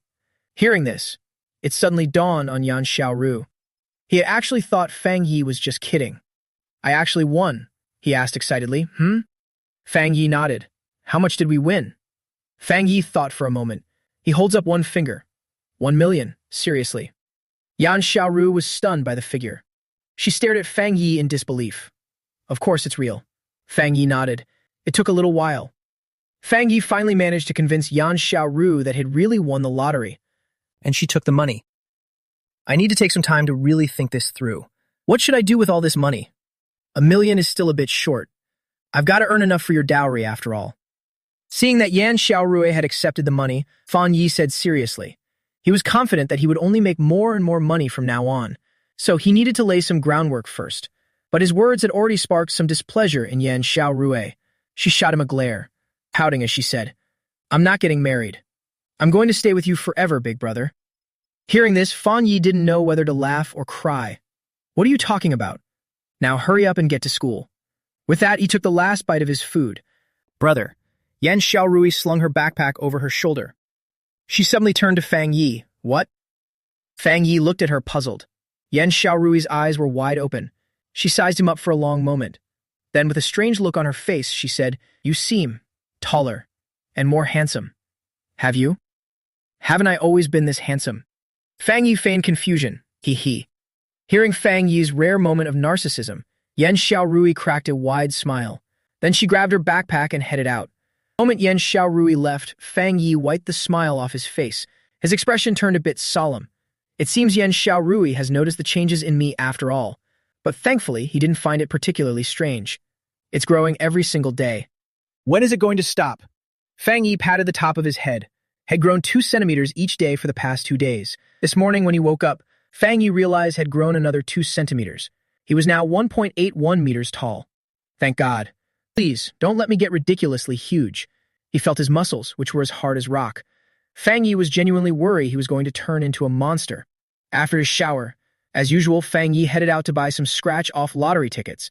He had already figured out all the lottery tickets around his neighborhood. He planned to buy out all the nearby ones first, and then head to other places to buy more. But after what happened yesterday, Fang Yi had to be more cautious. He figured he couldn't buy too many lottery tickets near his own home. After all, you don't mess around where you live. If I'm going to buy them, I'll go somewhere far away. And for good reason. Fang Yi's home is in the east of the city, so he made a point of taking a cab all the way to the west side of the city. He had just gotten out of the car. He was just about to pull out his phone and search for a nearby lottery shop, but to my surprise, I saw someone I knew. It was Lin Qianshu, at the entrance of a park. She was with a middle-aged man. He was directly facing a group of menacing-looking men. I just got out of the car and ran into Lin Qianshu. This came as a surprise to Fang Yi. He was also wondering who the middle-aged man next to Lin Qianshu was. What puzzled him even more was the identity of those menacing-looking men. Lin Qianshu looked a bit panicked. He doesn't seem to be in a good situation. Fang Yi hurried over. Please, everyone, just give me 2 more days. Accompanying Lin Qianshu was a middle-aged man, around 40 years old. Judging by his attire, he had quite the air of sophistication. He said to the several tall, burly men beside him. She said with a pleading tone, Linda Hai, it's not that we're unwilling to give you more time. The problem is you just don't know what's good for you. Just think about it. How long have we given you already? The money you owe brother who? The man with a scar on his face. He said with a fierce look on his face. It's not that I don't want to pay, I really can't afford it. My business has run into some trouble. I just paid the bank 100,000 yesterday. I really don't have any money right now. The middle-aged man said with a troubled expression. Hearing this, Scarface narrowed his eyes. His eyes instantly turned murderous. Well. Got money for the bank, but none for me, huh? As we were talking, he grabbed Linda Hai by the collar. Let go of my dad, Lin Qianshui. She had been hiding behind Linda Hai. Seeing the man grab his collar, he quickly stepped forward to stop the man with the scarred face. He glanced at him, remained unmoved. Clearly, he didn't take a young girl like her seriously at all. Scarface, no! That's not what I meant! The thing is, the bank's loan is a small amount, but they're breathing down my neck for it. So I paid that back for street. It's not that I don't want to pay you back, so I should just go and raise more money. Just give me some time. Even with his collar being grabbed, but Lin Dahai still shielded Lin Qianshu behind him, and then started begging in a humble, pleading voice. All right. So, you're asking us to give you some time, is that it? I can let your daughter come with me. When are you going to bring the money? And when do I let her go home? Scarface said, letting go. Lin Dahai turned to grab Lin Qianshuyan. Seeing this, Lin Dahai quickly grabbed the Scarface man's hand. The Scarface man chuckled. Brother Scarface, You've got to be kidding me. Smack! Before he could even finish his sentence, Scarface slapped him right across the face. It landed with a sharp crack. Are you fucking kidding me? And you can't pay up? You think I don't have to answer for this when I get back? Dad! Seeing her father getting beaten, Lin Qianxue cried out in anguish. She tried to go see her father, but she was grabbed by the arm by the man with the scar, paying her no mind. Lin Dahai was left completely dazed from the beating. He took a closer look at Lin Qianxue. She's got a pretty delicate face. Come with me. Let me go. Lin Qianxue screamed, trying to break free from Scarface's grip, but all her struggling was for nothing. Scarface. No, let me go. This has nothing to do with her. Let her go. Lin Dahai. He's trying to plead with Scarface. And let Lin Qianxue go. But the latter didn't even take him seriously. You want me to let him go? Then bring the money. And then shove Lin Dahai, sending him staggering. The man with the scarred face handed Lin Qianxue over to two others. Get him in the car. Let me go. Let go of my dad. Lin Qianxue was seized by the two men, struggling desperately. She tried to run to her father, but as a young woman, she was no match for two grown men. Although she struggled fiercely, but she was being dragged closer and closer to the van on the side of the road. The assistant watched as Lin Qianxue was about to be forced into the van. Fang Yi, who had just rushed over, quickly threw himself in front of the van. The senior saw Fang Yi. Lin Qianxue was overjoyed to see the man with the scarred face. He was initially taken aback. Who dares to meddle in my business? After hearing how Lin Qianxue addressed Fang Yi, it all clicked. It was clear the two knew each other. But in his eyes, this kid was no big deal. This is none of your business. Get lost. He waved his hand dismissively. Told Fang Yi to get lost. Let him go. Fang Yi paid no attention to the man with the scarred face. He simply said calmly, he didn't know what was going on here, but he doesn't need to know that either. Just based on his relationship with Lin Qianxue, he couldn't just let these shady-looking people take her away. Scarface. There are 6 of them over here. All of them were big, menacing brutes. He thought for a second that Fang Yi would be scared, but to his surprise after he said it, but Fang Yi just acted like he didn't even hear him. This made him frown instantly. If you want to play the hero, kid, you better see if you've got what it takes. You better get lost while I am still in a good mood. Now get lost. Scarface's voice grew harsher, but he still paid no mind to the threat. While I am still in a good mood. Let him go, now. He mimicked the man's tone as he spoke. These words instantly enraged the scar-faced man. You little punk. You're asking for it. Teach him a lesson. As he spoke, he gave a signal with his hand. The 2 men behind him immediately stepped forward. You little shit. How dare you talk to Scarface like that? You're so fucking tired of living. One of them clenched his fist, he said, raising his fist, aiming for Fang Yi's face. For guys like them, fighting is as casual as having a meal. He thought that with this one punch, the other guy's nose would be gushing blood, scattering in a panic. But to his surprise, his punch went right through thin air. Hey! He stared at Fang Yi, who had dodged the blow. He furrowed his brow. He pulls his hand back, and was about to strike again. Suddenly, everything went black. After a loud thud, all she felt was a sharp, stinging pain in her nose. He instinctively clutched his nose and dropped to the ground. A piercing scream escaped his lips. Fang Yi never believed in solving problems with his fists, but it seemed his opponents preferred it this way. He had no choice. He wasn't one to advocate for it, but that doesn't mean he's just going to sit back and take it. With his current skills, taking down 2 men, it was easier than squashing an ant. But in the blink of an eye, and just like that, the 2 menacing thugs were temporarily incapacitated. Scarface had been waiting for a good show, but as it turned out, not only did Fang Yi not get hit, and even took down his sidekick, he was completely stunned. He was about to call for everyone to jump in, but Fang Yi didn't give him the chance. He closed in, taking them down one by one, but the 2 were already on the ground. The other 3 were sent flying as well. Only the scar-faced man was left. Fucking useless. Scarface was clearly the real deal. Seeing all his men taken down, unfazed, he let out a furious roar. He swung his fist and charged at Fang Yi, but his ferocity was no match for Fang Yi. A slap followed by a kick. After a long moment, Scarface finally managed to get back on his feet. You little punk, you dare hit me. Do you have any idea who I am? After the tough fight, the scar-faced man, clutching his stomach, He glared at Fang Yi with a vicious look and spat, "Get lost." Fang Yi couldn't care less who he was. He only replied with 2 words. Seeing Fang Yi's incredibly arrogant attitude, Scarface was seething with rage. But then he remembered who he was dealing with. But he didn't dare get any closer. "I got hit." He could only glare back at him. "You dare hit me? Ill. I'm not letting you get away with this." Hearing this, Fang Yi took 2 steps forward. Seeing this, Scarface, thinking he was about to get hit, he hastily backed away. But the one in the back only took a couple of steps before stopping. Then he saw a mocking smile spread across the other man's face. As those 2 words reached his ears, he realized the man had just humiliated him on purpose. Scarface was shaking with rage. After shooting Fang another venomous glare, gritting his teeth, he turned his gaze to Lin Dehai. "You Lin, if you don't come up with the money in 5 days, you're going to get what's coming to you." With that, with a look of bitter defeat, he and his men took off. "Are you okay?" After Scarface and his men left, Fang Yi walked over to Lin Qianshu. He looked her over with concern. "I'm fine. Thank you." The senior watched the retreating figures of Scarface and his men. Lin Qianshu thanked him gratefully. With that, she hurried over to her father. "Are you all right?" "It's nothing. Just a slap. I can take it." With his daughter's help, Lin Dehai got to his feet. He touched his face. He waved his hand dismissively. She looked a bit disheveled, but her words were surprisingly carefree. This even made Fang Yi raise an eyebrow. He found it amusing. "Who's this guy?" Watching as Scarface and his crew walked away, Lin Dehai's gaze fell upon Fang Yi. He sized him up and asked. She was exasperated by her father's eccentric personality. She shot him a reproachful glare. Then she introduced them, saying, "He's a senior from my school. He's Senior Fang Yi. This is my dad. Hello, uncle." Regarding Lin Dehai's identity, Fang Yi already had a suspicion. After hearing Lin Qianshu's introduction, he quickly greeted her. "Not bad for a young fella." Lin Dehai sized Fang up once more and gave him a thumbs up. His face was badly swollen. Anyone else would have been gritting their teeth in pain by now, but judging by Lin Dehai's expression, as if he didn't even know his face was swollen, Fang Yi was taken aback. How can he act like nothing's wrong? "Thank you for the compliment, sir," Fang Yi replied politely.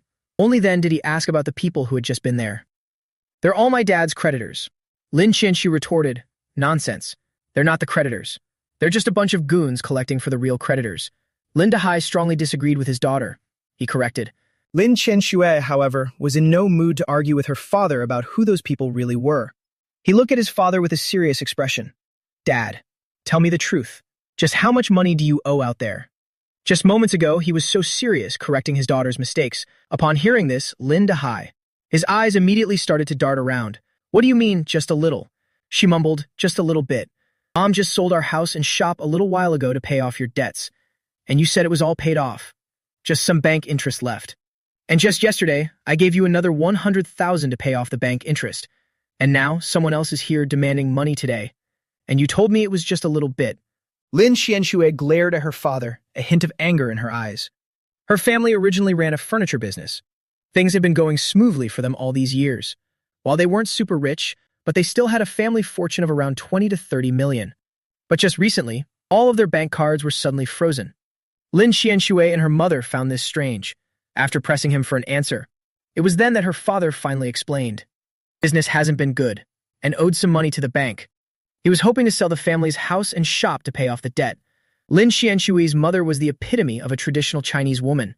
She was used to deferring to her husband. When she heard her husband say that business was not doing well and didn't ask any further questions. So he sold off his extra houses and shops, scraped together over 20 million to pay off her debts. But we've already paid back so much money. And there were still people coming to collect money. Lin Qianshu, who already had her suspicions, had no choice but to get to the bottom of it. "Get up. It's come to this. And you're still not going to tell me the truth." Seeing her father remain silent, Lin Qianshu's delicate eyebrows shot up in a frown. "But you've got outsiders here. Save your dad some face, will you?" Lin Dehai looked at his daughter, conflicted, still unwilling to say anything. "If you don't tell me the truth right now, I'll have to tell Mom." Even when faced with his father, he still tried to cover it up. Lin Qianshu pulled out her phone, about to call her mother. About his dad being chased by debt collectors today. He only found out because he happened to answer his father's phone. And his mother was still kept in the dark. No, don't call our daughter for money." His wife, Lin Dehai, was completely panicked. He quickly pushed the matter of his daughter aside. Your mom's not in good health. You're telling him about this? Isn't that just asking to piss him off? He said reproachfully. Seeing Lin Qianshui staring back at her coldly, she was at a loss for words, lost in thought for a long moment. He said with relief, "On top of what I've already paid back, there's still a few million left." "A few million?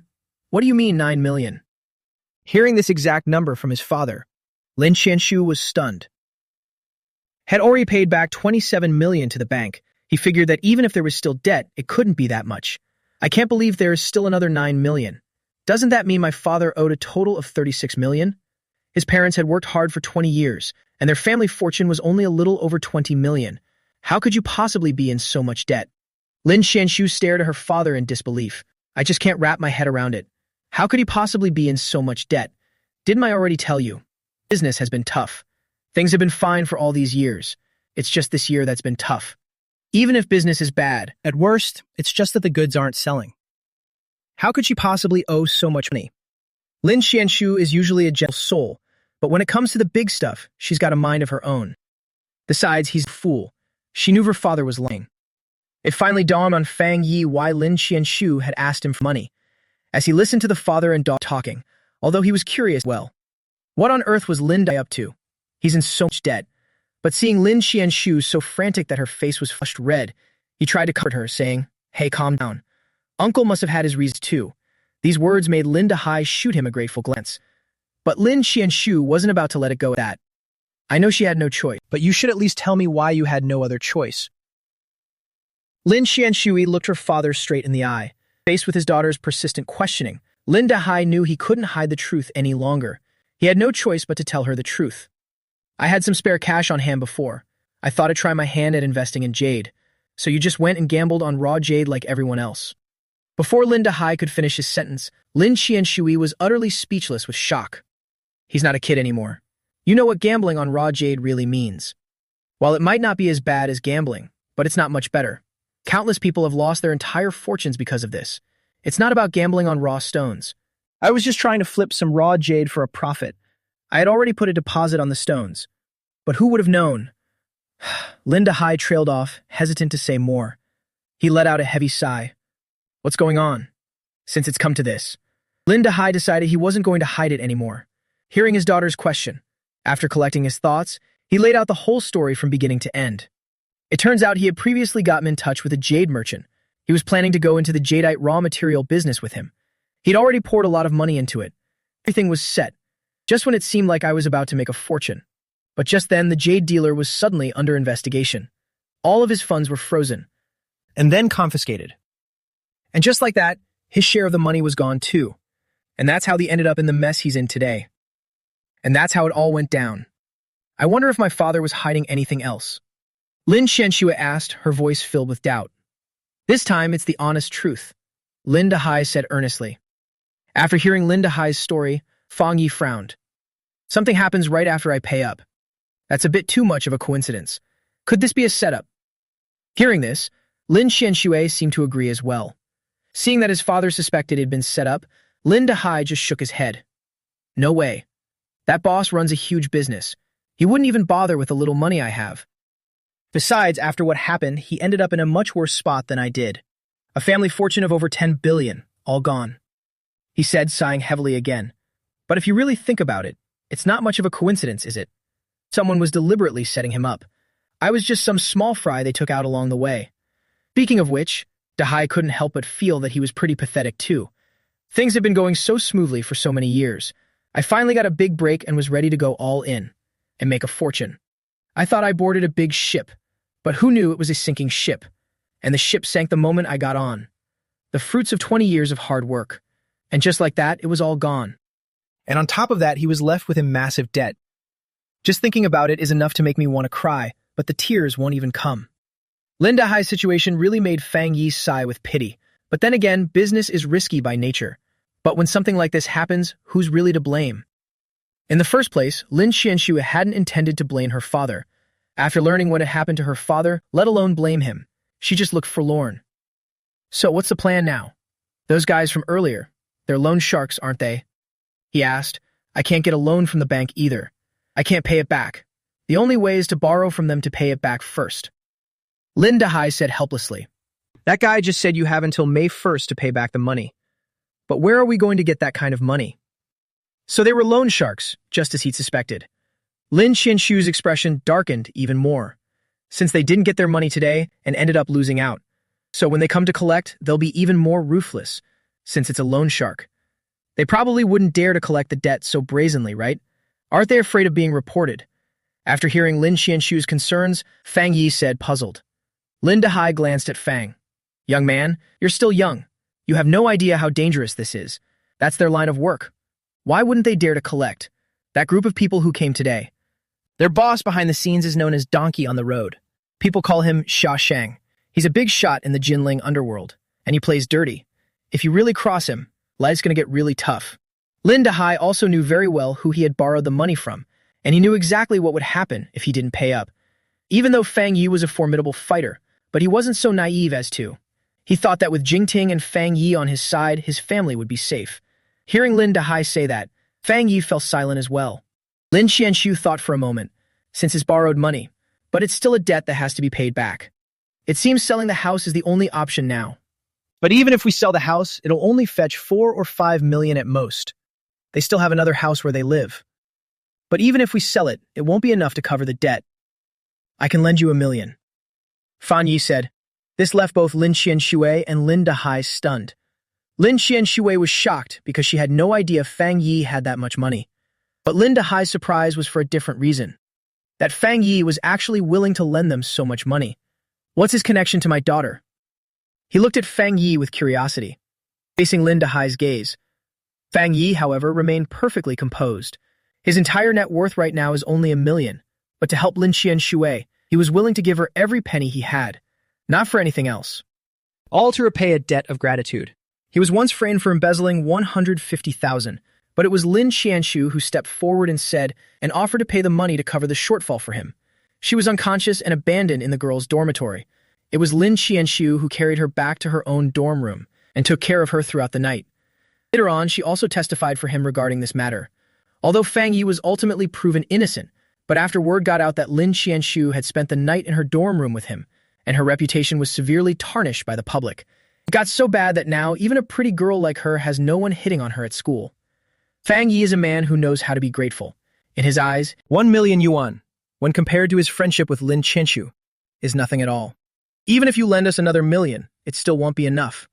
Lin Qianshu was deeply grateful for Fang Yi's generosity, but she also felt helpless. Hearing this, Fang Yi's pupils contracted. The money from the Lin family's house sale, plus my own 1 million. Even if he could scrape together 6 million, that's still 3 million short. He has to make 3 million in 5 days. Even if Fang Yi were to risk it all and buy scratch-offs with the big jackpots, and there was no guarantee of success. After all, in 3 days of buying them, he'd only hit the 900,000 jackpot once. He was suddenly at a loss. I can't sell the house. If I sell the house I'm living in too, then I'd really have nothing left. Besides, if your mom found out I sold the last house, she'd be furious, and something terrible happens. Just as Fang Yi decided to cast his worries aside and tried his luck with some scratch cards. But Lin Dahai shot down his daughter's suggestion. If we don't sell the house, what other choice do we have? Lin Qianshu looked at her father in confusion. Lin Dahai, as if he already had a plan up his sleeve. Hearing this, he remembered the time he had invested in jade before. I met a jade master with a really sharp eye. See you tomorrow. There's a jade and stone exchange at the Lin commercial building. I still got a few 100,000 on hand. I want to try my luck. You want to try your luck with the stone gambling? Speaking of Lin Dahai, startled Lin Qianshu. She stared at him in astonishment. If I can just get lucky once, I might just make enough for that 9 million. Lin Dahai breaks out of prison. So, this is where we are now. And you still want to gamble on raw jade. It's not that easy to make money like that. Lin Qianshu thought her father had completely lost his mind. We're already millions in debt. A few 100,000 more won't make a difference. Lin Dahai had already reached a point where he felt he had nothing left to lose. He also hoped to get his revenge by gambling on raw jade, but I think it's worth a shot. Lin Qianshu tried to persuade Fang Yi again, but then he suddenly made a sound, seeing that Fang Yi actually agreed with her father's wild idea. But Lin Qian simply couldn't believe it. In her impression, Fang Yi had always been a remarkably level-headed senior. You don't actually think you can make a fortune from gambling on jade, do you? Lin Qianshu watched Fang Yi nervously. She thought it was completely unrealistic. If you were a bit more careful, it shouldn't be too hard. Fang Yi nodded earnestly. This caught Lin Qianxue off guard. He was even starting to doubt if the person standing in front of him was really Fang Yi. Young man, you think my idea is pretty neat too, huh? Lin Dahai looked at Fang Yi with admiration. He couldn't help but feel that great minds think alike. Then he added, I won't lie to you. The jade appraiser I know is the real deal. Fang Yi thought this method was pretty clever, but that has nothing to do with whether the jade appraiser is any good or not. He was thinking about his own X-ray vision. Since his X-ray vision could see through scratch-off tickets, then it should be able to see through jade as well. Fang Yi had previously thought about making money by buying scratch-off lottery tickets, but on second thought, how could buying scratch-offs be as profitable as buying jade? Besides, the odds of winning with scratch-offs are tiny. The thing is, most of the prizes are just small ones, with a few thousand or 10,000 at most.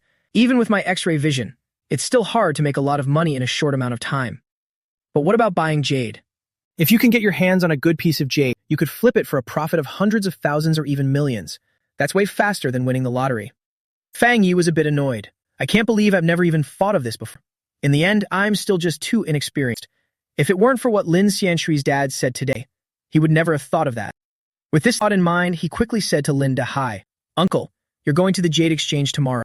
Can you take me with you? Fang Yi's words left Lin Dahai with a question, and then he chuckled. Of course, you bet we can. What's the matter? So, you're interested? Heh, I'd like to see what you've got. Fang Yi just gave a simple, sheepish nod. He already had a plan. Instead of buying scratch-offs day in and day out and increase the risk of his identity being exposed, I might as well go all in at the jade market. One big score, make enough to get by, and then I'll quit for good. It's quick and safe, and you make even more. And most importantly, if he went, he could guarantee that he would help Lin Qianshui's father make money. It wouldn't be so bad that he'd lose the last few 100,000 he has left just to learn the ropes. Seeing that Fang Yi was actually suggesting he go to the jade market as well, Lin Qianshu was simply incredulous. She grabbed Fang Yi's arm. My dad's crazy. Why are you going along with his craziness? Watch your mouth. Is that any way to talk to your father? Lin Dahai shot his daughter a displeased glare. What do you mean, I've gone mad? There's nothing wrong with my head. I see your friend here is just as sharp as I am. See? You know a good opportunity when you see one. This is your golden opportunity to make a huge comeback. Your name's Fang Yi, right? Here, mister. Let me give you the lowdown on how to really judge these raw stones, so you don't go in there tomorrow completely blind. Know nothing at all. With that, Lin Dahai, putting on a very serious air, pulled Fang Yi over to him. And then, with a serious look on his face, he started to share what little wisdom he had. Seeing Fang Yi start a discussion with her dad, Lin Qianxue was at a loss for words for a moment. Her heart was filled with a sense of helplessness. Lin Dahai's lesson for Fang Yi lasted less than 10 minutes. The main thing is, he doesn't know much himself. If I say too much, I'll give myself away. All right, that's enough for now. And you wouldn't get it anyway. Just come and see for yourself tomorrow. And that's a wrap for today's lesson. Lin Dahai patted Fang Yi on the shoulder. Thank you, sir. Even though he'd been listening for a while, he still didn't get it. Fang Yi still thanked him humbly. Lin Xianxue tried her best to persuade him. She hoped Fang Yi would turn over a new leaf. Don't follow her father's example and mess around. But despite all her attempts to persuade him, Fang Yi didn't change his mind one bit. Ultimately, he had no choice but to abandon the idea. He let out a heavy sigh. Don't worry. I'll go see Lin Qianshu tomorrow. He let out a long, heavy sigh. Fang Yi offered some words of comfort, without offering much of an explanation. After setting a time and place with Lin Dahai, and with that, he left, beaming with joy. He looked absolutely delighted. You don't find a sharp young man like that very often these days. Watching Fang Yi's retreating figure, Lin Dahai remarked with admiration. Hearing this, but all Lin Qianshu gave him in return was a massive eye roll. Although he had already decided to go buy some jade the next day, but on his way back, Fang Yi still stopped to buy a scratch-off ticket.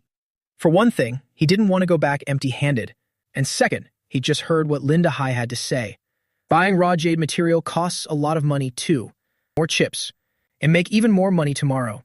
Ever since what happened last night with Mian Xiaorui being framed, Fang Yi decided that from now on, no matter what he did, he must not use up all of his X-ray vision uses. He had to save at least one use for emergencies. So he only used his power 4 times to buy scratch-off tickets. After taxes, he walked away with 100 grand.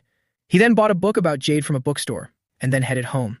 It was clear that Lin Dahai was just an amateur when it came to jade. But Fang Yi wasn't about to take his word for it. He decided to do some serious cramming on the subject of jade, so he could be more confident when appraising the stones tomorrow. He spent the entire afternoon at home reading up. After dinner, he figured Yan Xiaorui wouldn't be back until after 9. At 8 o'clock, I set off the supplies. I went out and bought a lot of incense, candles, and joss paper. Then he made his way to the riverbank. Today isn't the Double Nine Festival, nor is it the Ghost Festival.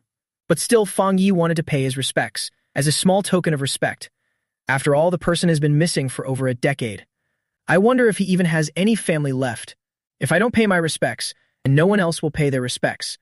Normally, Fang Yi wasn't one to believe in this kind of thing. But other than that, he couldn't think of anything else to do, to show his gratitude to Li Mingjie. So, even if he didn't believe it, this was the only thing he could do. It was a way to give himself some peace of mind, at least. The riverside in summer is a great place to cool off. The banks of the Jinling River are always bustling with people taking an evening stroll. But today was an exception, because a body had been found floating in the river. So hardly anyone dared to come near, so it was much more desolate than usual.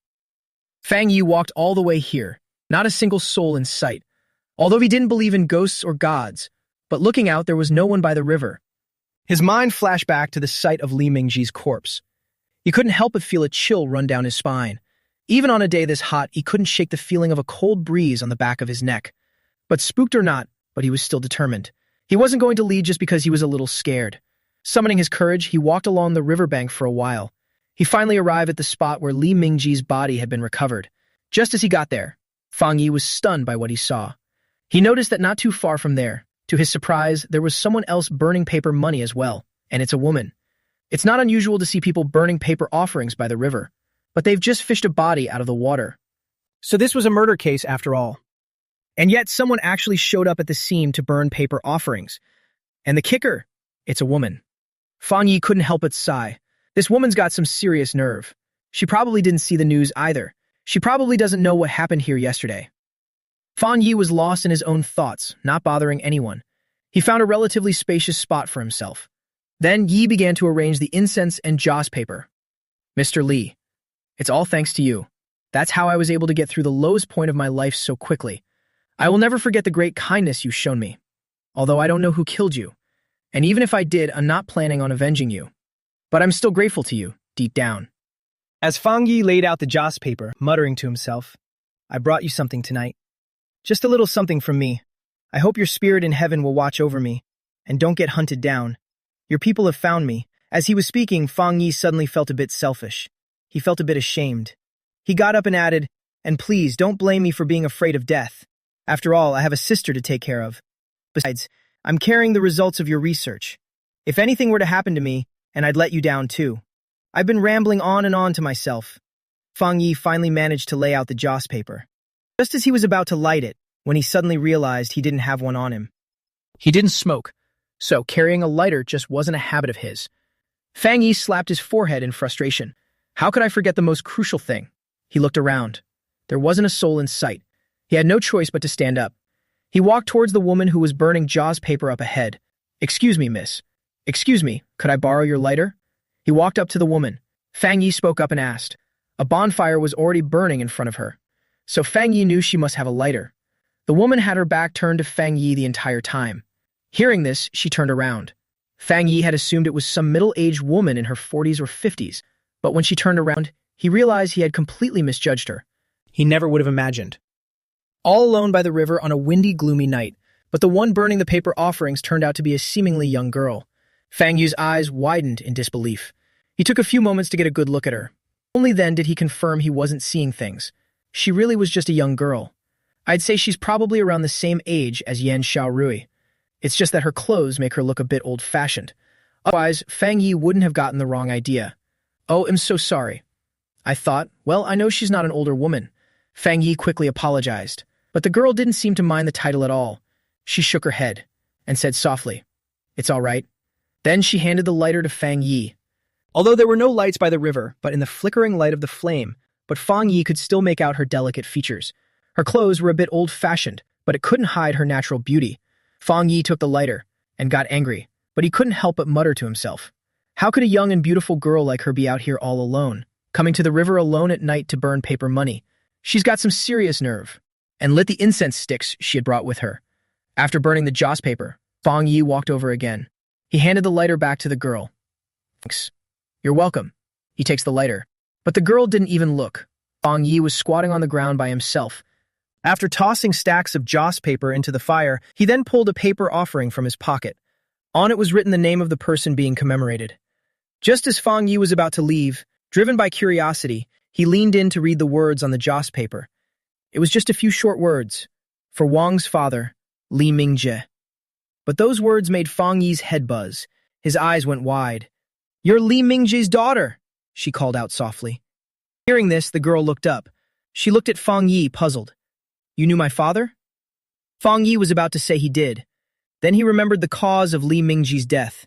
He quickly shook his head. "I don't know him. I've seen Fang Yi on the news." After denying it, he added with a hint of disbelief, "So you really are his?" The girl nodded. Seeing the serious look on the girl's face, she doesn't seem to be lying. Fang Yi had no choice but to believe him. After all, at a time like this, it could only be his family. At this thought, a wave of mixed emotions washed over Fang Yi, but he could never have imagined. To think he'd run into Li Mingjie's daughter here of all places. But what he couldn't have imagined was Li Mingjie actually had a daughter. But the news never said anything about that. Fang Yi's mouth fell open. He wanted to say something, but when he actually made a sound, even she didn't know what she wanted to say. Or rather, what was there to say? The moment Jianfang said she didn't know her own father, the girl looked away and tossed the paper offering into the fire. "The fire should be out. We should go." Seeing that the joss paper had completely burned to ashes, after cleaning up the mess, she stood up and said, Fang Yi was stunned for a long moment. Only then, hearing these words, did she snap out of her daze, but he found that the girl had already gotten up and was leaving. She reached out her hand. He was about to call out to her, but the words died on his lips. What would I even say if I stopped him? He stood there in a daze for a long moment. Fang Yi couldn't even figure out what he was supposed to say to her. After all, he already said he doesn't know Li Mingjie. What else was there to say? Watching the girl's retreating figure, Fang Yi's turbulent emotions took a long time to settle. So Li Mingjie had a daughter, and she's here to pay her respects. This was something she could have never imagined before. Judging by her age, she was probably born before Li Mingjie disappeared. He's been missing for so many years, and then suddenly, he was killed. I wonder if he ever got to see his daughter one last time before he died. If he did, I wonder if he would have told his daughter anything. Will his daughter ever find out who killed her old man? He was over there, just as Fang Yi was thinking. Suddenly, a strange sound came from the distance. He looked up. He saw that 5 large men had gathered on the riverbank embankment at some point. One of them pointed at Li Mingjie's daughter and shouted excitedly. Under Fang Yi's watchful gaze, the 5 of them quickly ran up to the girl. Who are you? Late at night, seeing a bunch of menacing-looking men running at you, running towards them would be startled, and this girl was no exception. She watched them warily. You're Li Jingwen, right? What, didn't your uncle tell you? The leader of the 5 big men, the man had a scar on his face, giving him a rather menacing look. After hearing the girl's word, she sneered and said, What was that? The girl looked at her, completely bewildered. Humph. Your uncle owes us money, and he can't pay it back, so he gave you to us as collateral. The girl's face drained of color. She nervously clutched at her clothes. That kid Chenhua really wasn't lying to us. Look at his face.